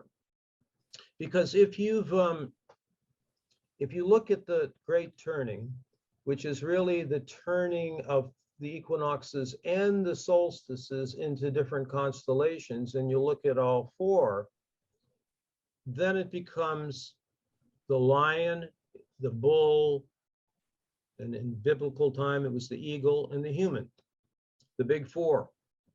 And it's, oh my gosh, if we went down that road right now, we'd be here for another hour about the prophetic and biblical traditions about all of this. But I used to interpret that in saying that the Taurus Scorpio, or the bull scorpion axis, is basically organic, earth-based, physical, carbon-based life, and what the water bearer and the lion would represent would be a silicon digital kind of thing. That I used to do that. I don't see it that way now. It's from the work of Thomas Cowan that I really got this insight, that basically what makes humans 1.0 is that we're mainly water, and water can evolve. Water can structure. Water can be conscious, as we now know. I mean, while silicon crystal can only be programmed, it doesn't evolve, which is why I believe that this AI thing is the deepest descent at the bottom of Kali Yuga that would happen that way. That is the ultimate destination of utter materialism or scientism. So that's a way that I have a new way of sharing about this. So it's not like a battle between one axis and another, but it's having all four of them working together for what comes next. And so what does come next? Well, is maybe what is Sat Yuga, or what if we're going to go into 5D, if we're going to go into a great awakening, it looks more to me like how it would have been in Sat Yuga, which is way more like you spend an hour or two picking fruit and talking to your friends and developing really rich, complex languages, you know, and you're able to go into oral history and storytelling and being in the present moment and having it's basically a situation where the hearts are open and we're connecting to spirit. We may be going into back, that's what I see. It's called prime earth, going back into prime earth. And that's totally different than let's going to go into more and more connection to with a computer chip, you know, we'll live forever. No, I think part of the human journey is that we do die and get reborn, die and get reborn. Daniel, let me jump in here quickly. I have a specific question. You had mentioned Dane Rudyard doing a rectified chart of the USA. And I had not heard of that before. Do you have that date and time, or can you tell me where to get it? Yeah, it's 5:13:55 p.m. Philadelphia. On July 4th? Yeah. Oh, okay. It's All right. just slightly different on the minute and time. From the Sibley chart. Right. Yeah. Okay, thank you very much. Yeah. Daniel, Yeah, you have a question here from Beth Kyle. I don't know if you saw it in the chat. She said, you asked earlier about the pacing of the ascending through the Kali Yugas and the idea of it going faster. One perspective is the consciousness on this planet, and the planet itself is what's now speeding up, shifting us from what some will say is 3D to 5D, Right. not action centered, but consciousness centered. Yeah. Oh, I would that sounds right. Is there a question in there? What's the I don't, question? You had, well, what I had heard you ask was something about it speeding up and some possibilities of what it might be.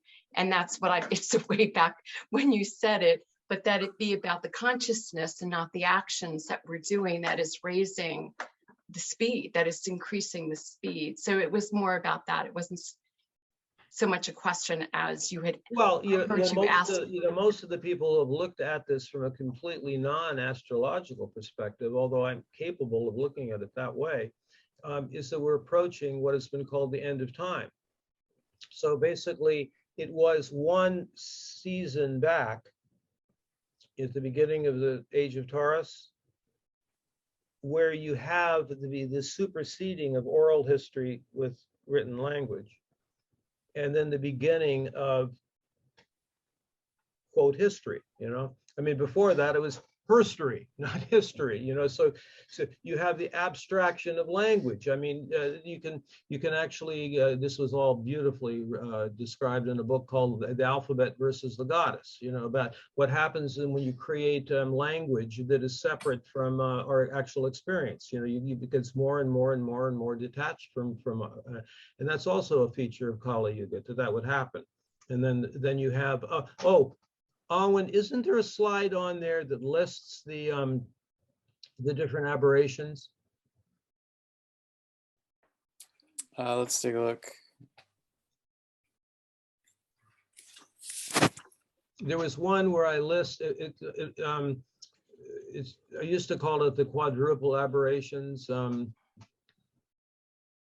Maybe we did get it on there. Yeah, I got it. Yeah. Here we go.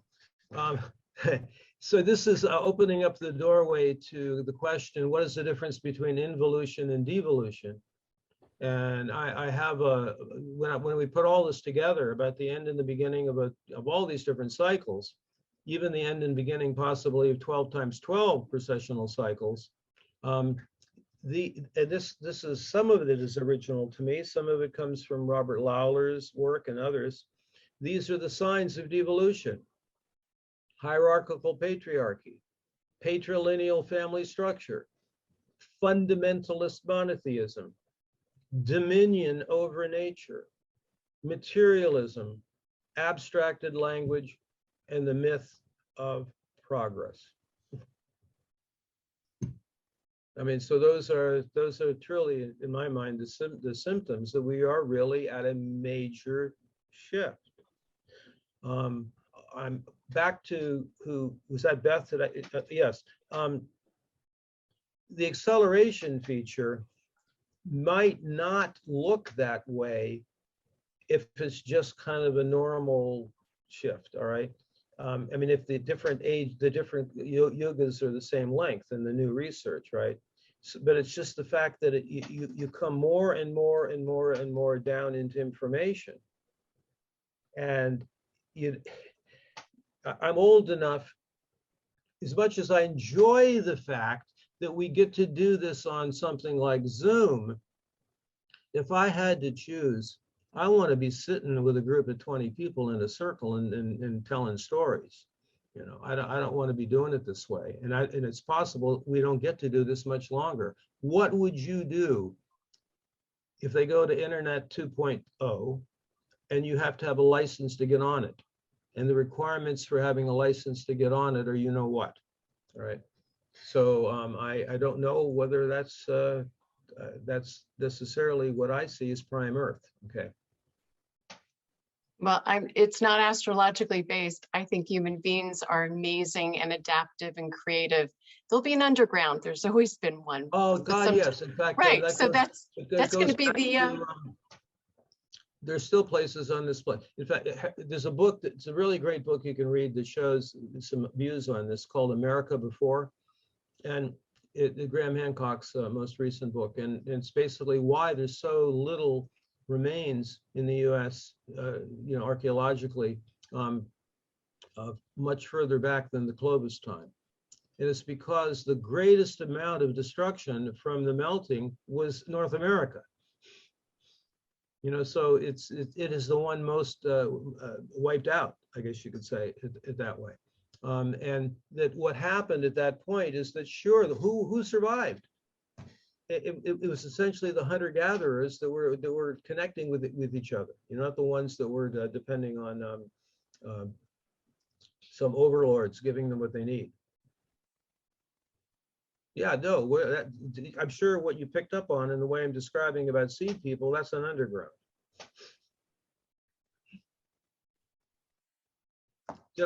I'm sorry, maybe I was digressing too much from what you were asking. Oh, okay. No, it wasn't.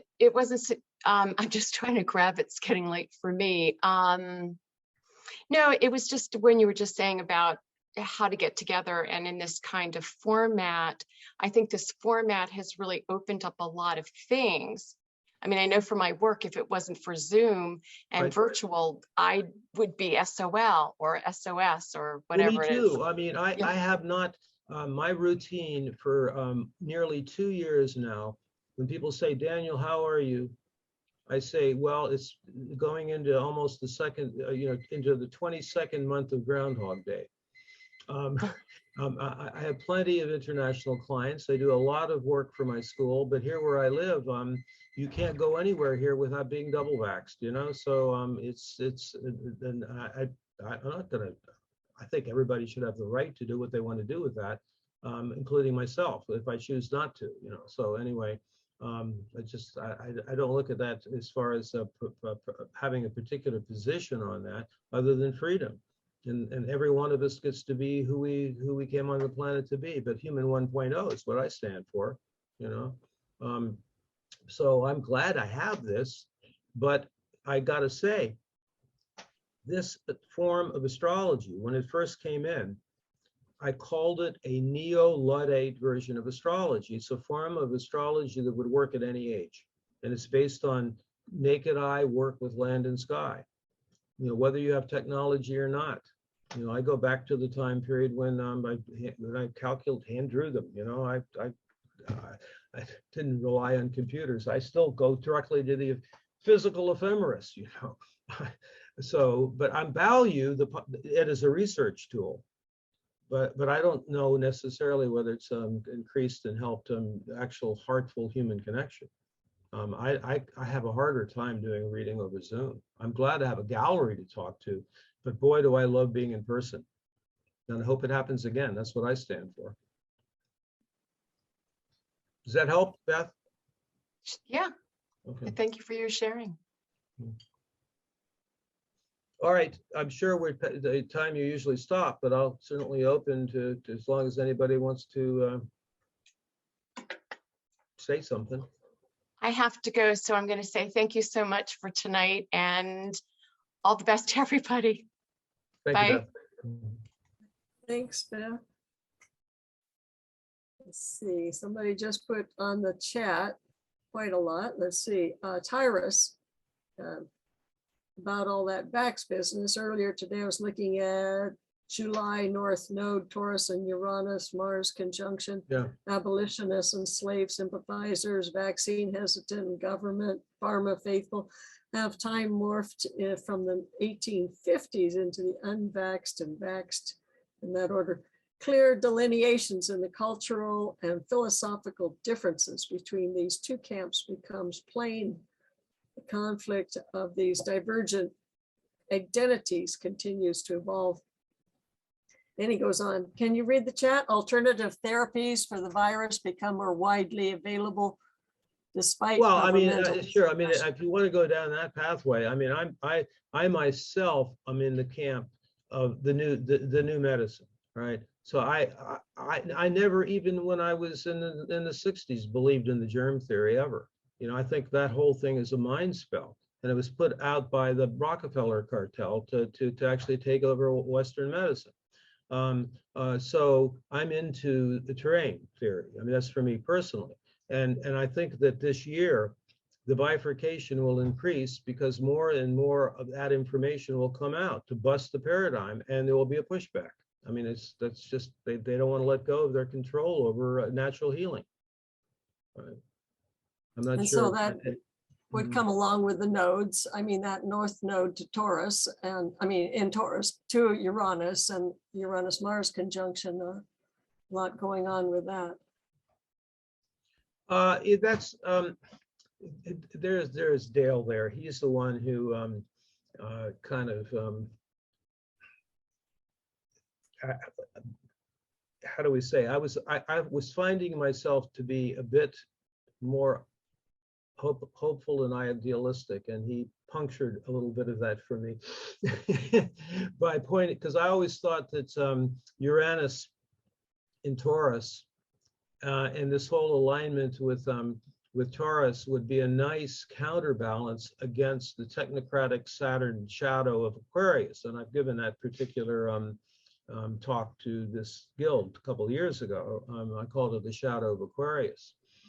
But then, and Dale could probably speak for himself here, but he's saying, well, no, actually, Uranus and Taurus could easily just be trying to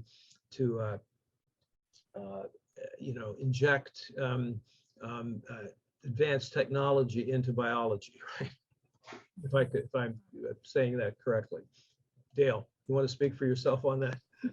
Well, sure. I think the main thing about Uranus, the way I see it, is it's Prometheus the thief. You know, Richard Tarnas talked about that.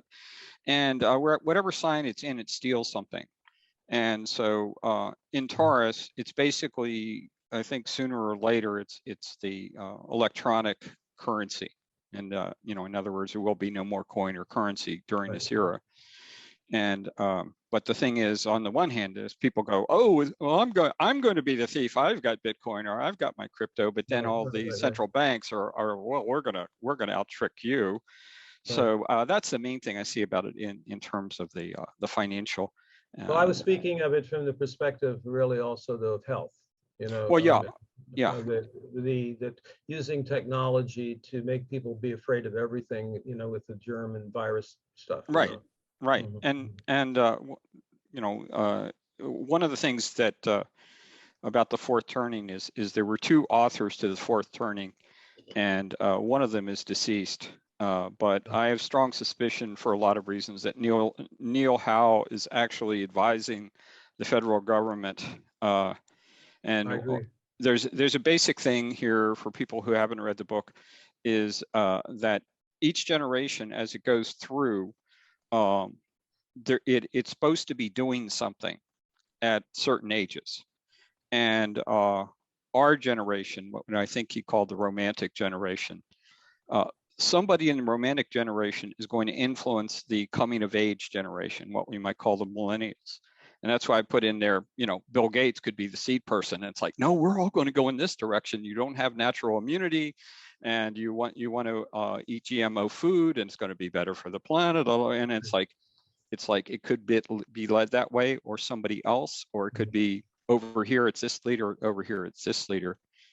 Because the last time that would be like the bifurcation of the Yes. 60s generation, where whether you saw certain shows or not, you became one direction or the other. It was actually brought up by that incredible book called Aquarius, you know, about the age of Aquarius in 1971, that saw the two pathways. Yes. One toward technocracy and the other toward something more like indigenous. I'm sorry, Dale, go ahead. I thought I was talking too much, so I muted myself. No. You've been very helpful in expanding my own view about. I was being quite idealistic about this stuff. I'm still idealistic. I mean, I think I want prime Earth, you know, but I'm not going to sugarcoat what I see as the danger of the powers that shouldn't be. It basically comes down to who's going to be listened to. I would like people to listen to you, quite frankly, instead of Bill Gates or Fauci or any of these other, you know, potential elders to lead the younger generations. Or even some of the luminaries in the mainstream astrology scene that tell people to get vaxxed. Amen. Amen. And again, you know, it's like the issue is there. The turning is going to happen, but what do we turn to? Right.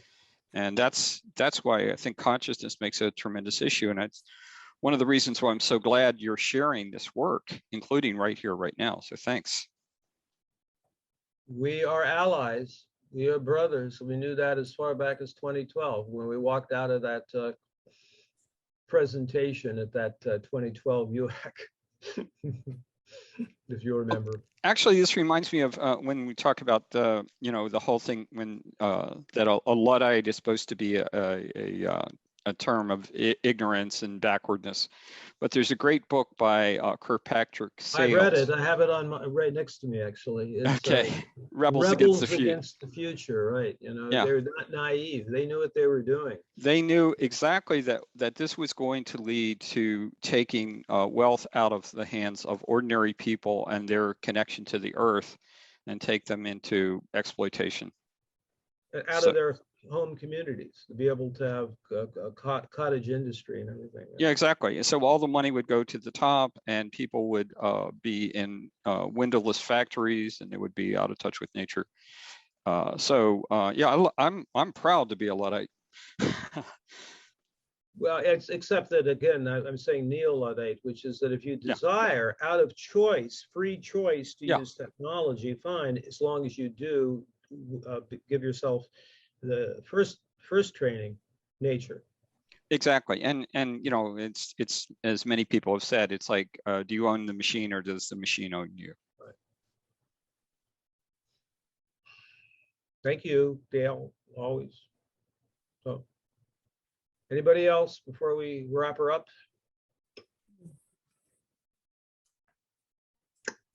I was looking at that at the time when Uranus was last in Taurus, and of course I was in the latter part of the 1930s and very beginning of 1940.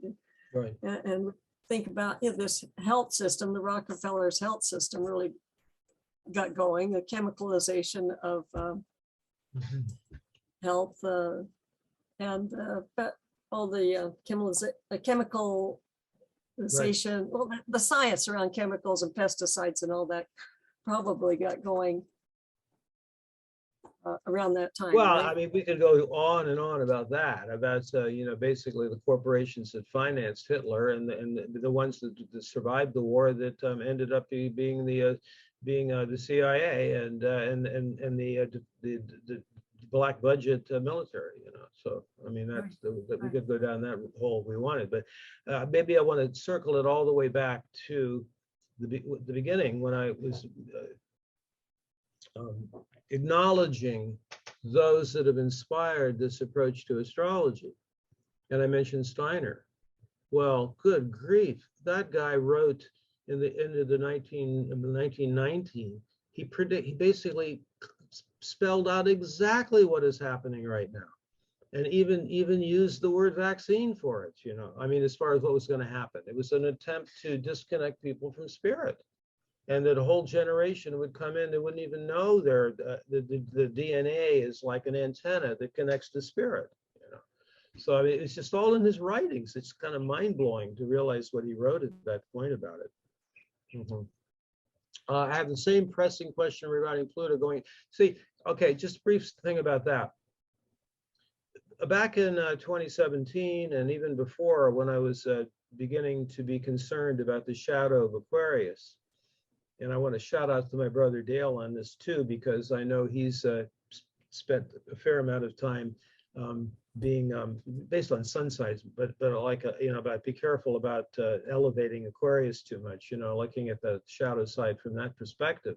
But but I had not even remembered. I knew about Saturn in Aquarius and how the effect of that was going to be, the connection of that was going to be when it was with Pluto and Jupiter in 2020, which is why we did the summit in 2017.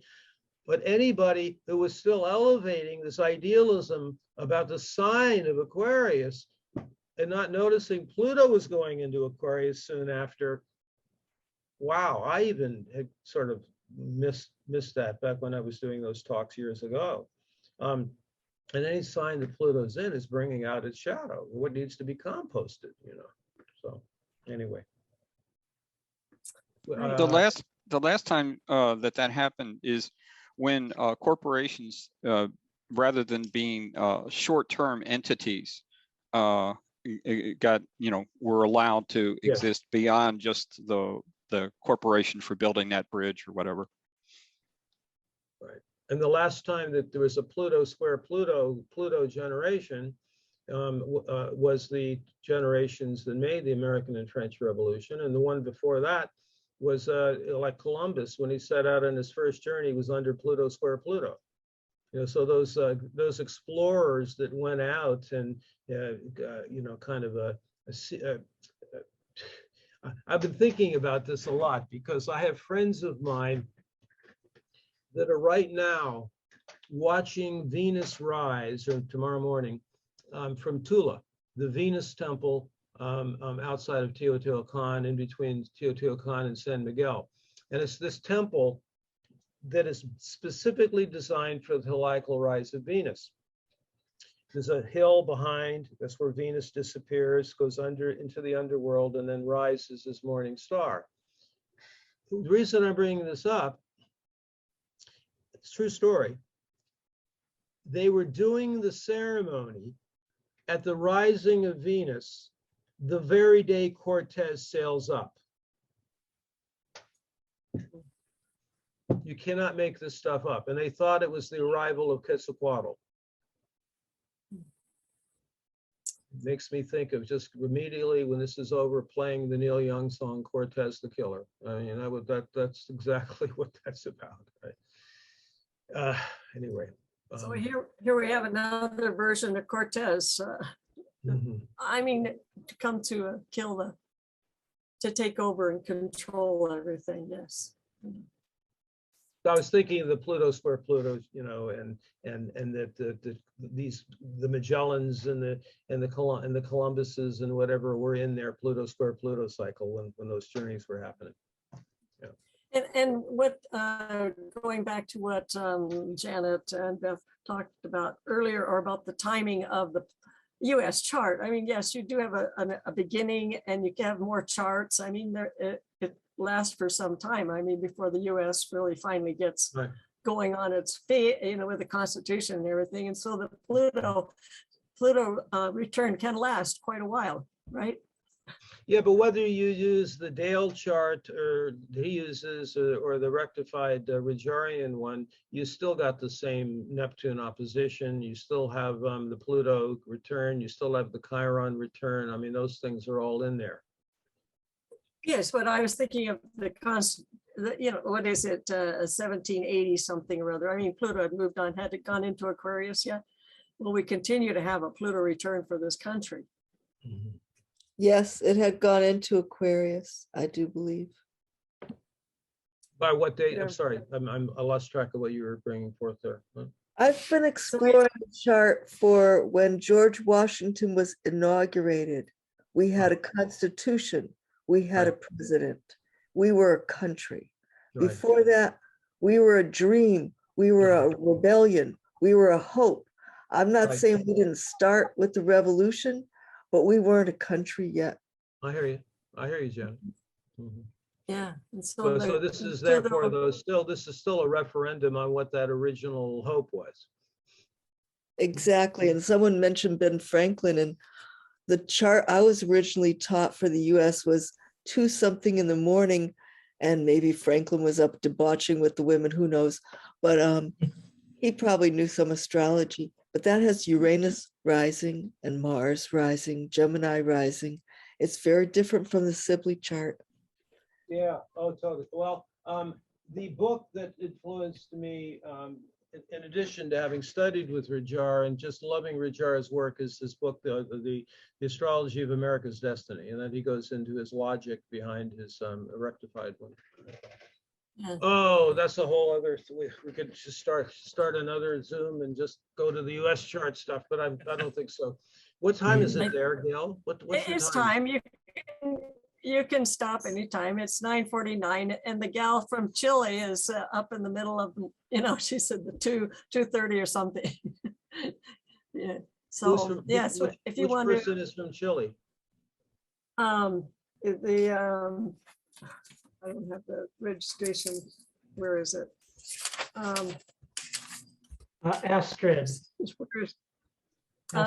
Astrid, yes, Astrid Jorgensen. Is she still here? But Astrid is Chile, and it was already 11:30 when you started. When we started tonight in Chile, so if she's hanging in there, it's pretty darn. It's in the wee hours of the morning for her, so we might as well. It's probably a good time to wrap it up. For those who are interested in following up on any of this, I've already indicated the fourth turning, if you haven't read it. And I agree with Dale that the writer who died was probably the actual visionary without an axe to grind, but the current guy is used by people like Steve Bannon and even Al Gore were using it, and but it's used for different reasons. Although the original book doesn't suggest that they thought it would be a populism thing, but they didn't say it would be the right wing or left wing or any of the rest of that. And I would say that book helped heal my heart, actually, because being in the late '60s, I thought we were changing the world. And it was only later that I realized it was a generational thing and that there would actually be this counter movement, which was based upon the generation that came in after, so it was helpful in that way, I'll tell you. The other thing is the end of the Kali Yuga in 2025, unraveling the mysteries of the Yuga cycle. And you can actually get that by going to, well, you can either just put his name in, but it originally appeared on Graham Hancock's website in 2012. He's got his own website. He continues on with his research. So I definitely suggest you can do your own research by looking at that. I was tremendously helped by Kelly Phipps's incredible work on Jupiter, Saturn. I tried to take it back further because he kind of started it with Kali Yuga time. And I do suggest if any of these subjects interest you from my own research perspective, if you go to the shamanicastrology.com website, there's a whole bunch of different blogcasts that I've done on these subjects. I did one a couple months ago called 300,000 Years of Human History, Involution or Evolution. You know, it's about the difference between devolution and involution, and looking at 12 times 12 precessional cycles, and exploring the question like, who are we and what the hell happened? You know, that larger description of what brought us to this point. What else could I suggest? There's just a whole bunch. There's a bunch of different presentations and articles you can find on our website about this whole view of the connection between constellations and signs, and much more detailed stuff about the turning of the ages itself. So maybe I'll leave it there for you all. I'm very happy always to talk to my friends and my sister from another mother, Gail, who is at her place, which is my U.S. address whenever I'm in the U.S. And I've seen Frank for years, and Cynthia I've known for a long time. It's always good to see her. Tom, who's I know is another one of those individuals that is willing to look at things from beyond the consensus. And obviously Dale, thanks for being here, Dale. And Owen, did I leave anything out, Owen? I think we're pretty solid. Owen has been so incredibly helpful. He's over there in Bisbee, and he will soon be qualified to lead his own night sky presentations. You know, and he's already foundationally certified in our techniques. So I really value your help on this, Owen, very much. My pleasure. Very good. All right. Thank you. Until next time. Thanks so much. Thanks, everybody. All right.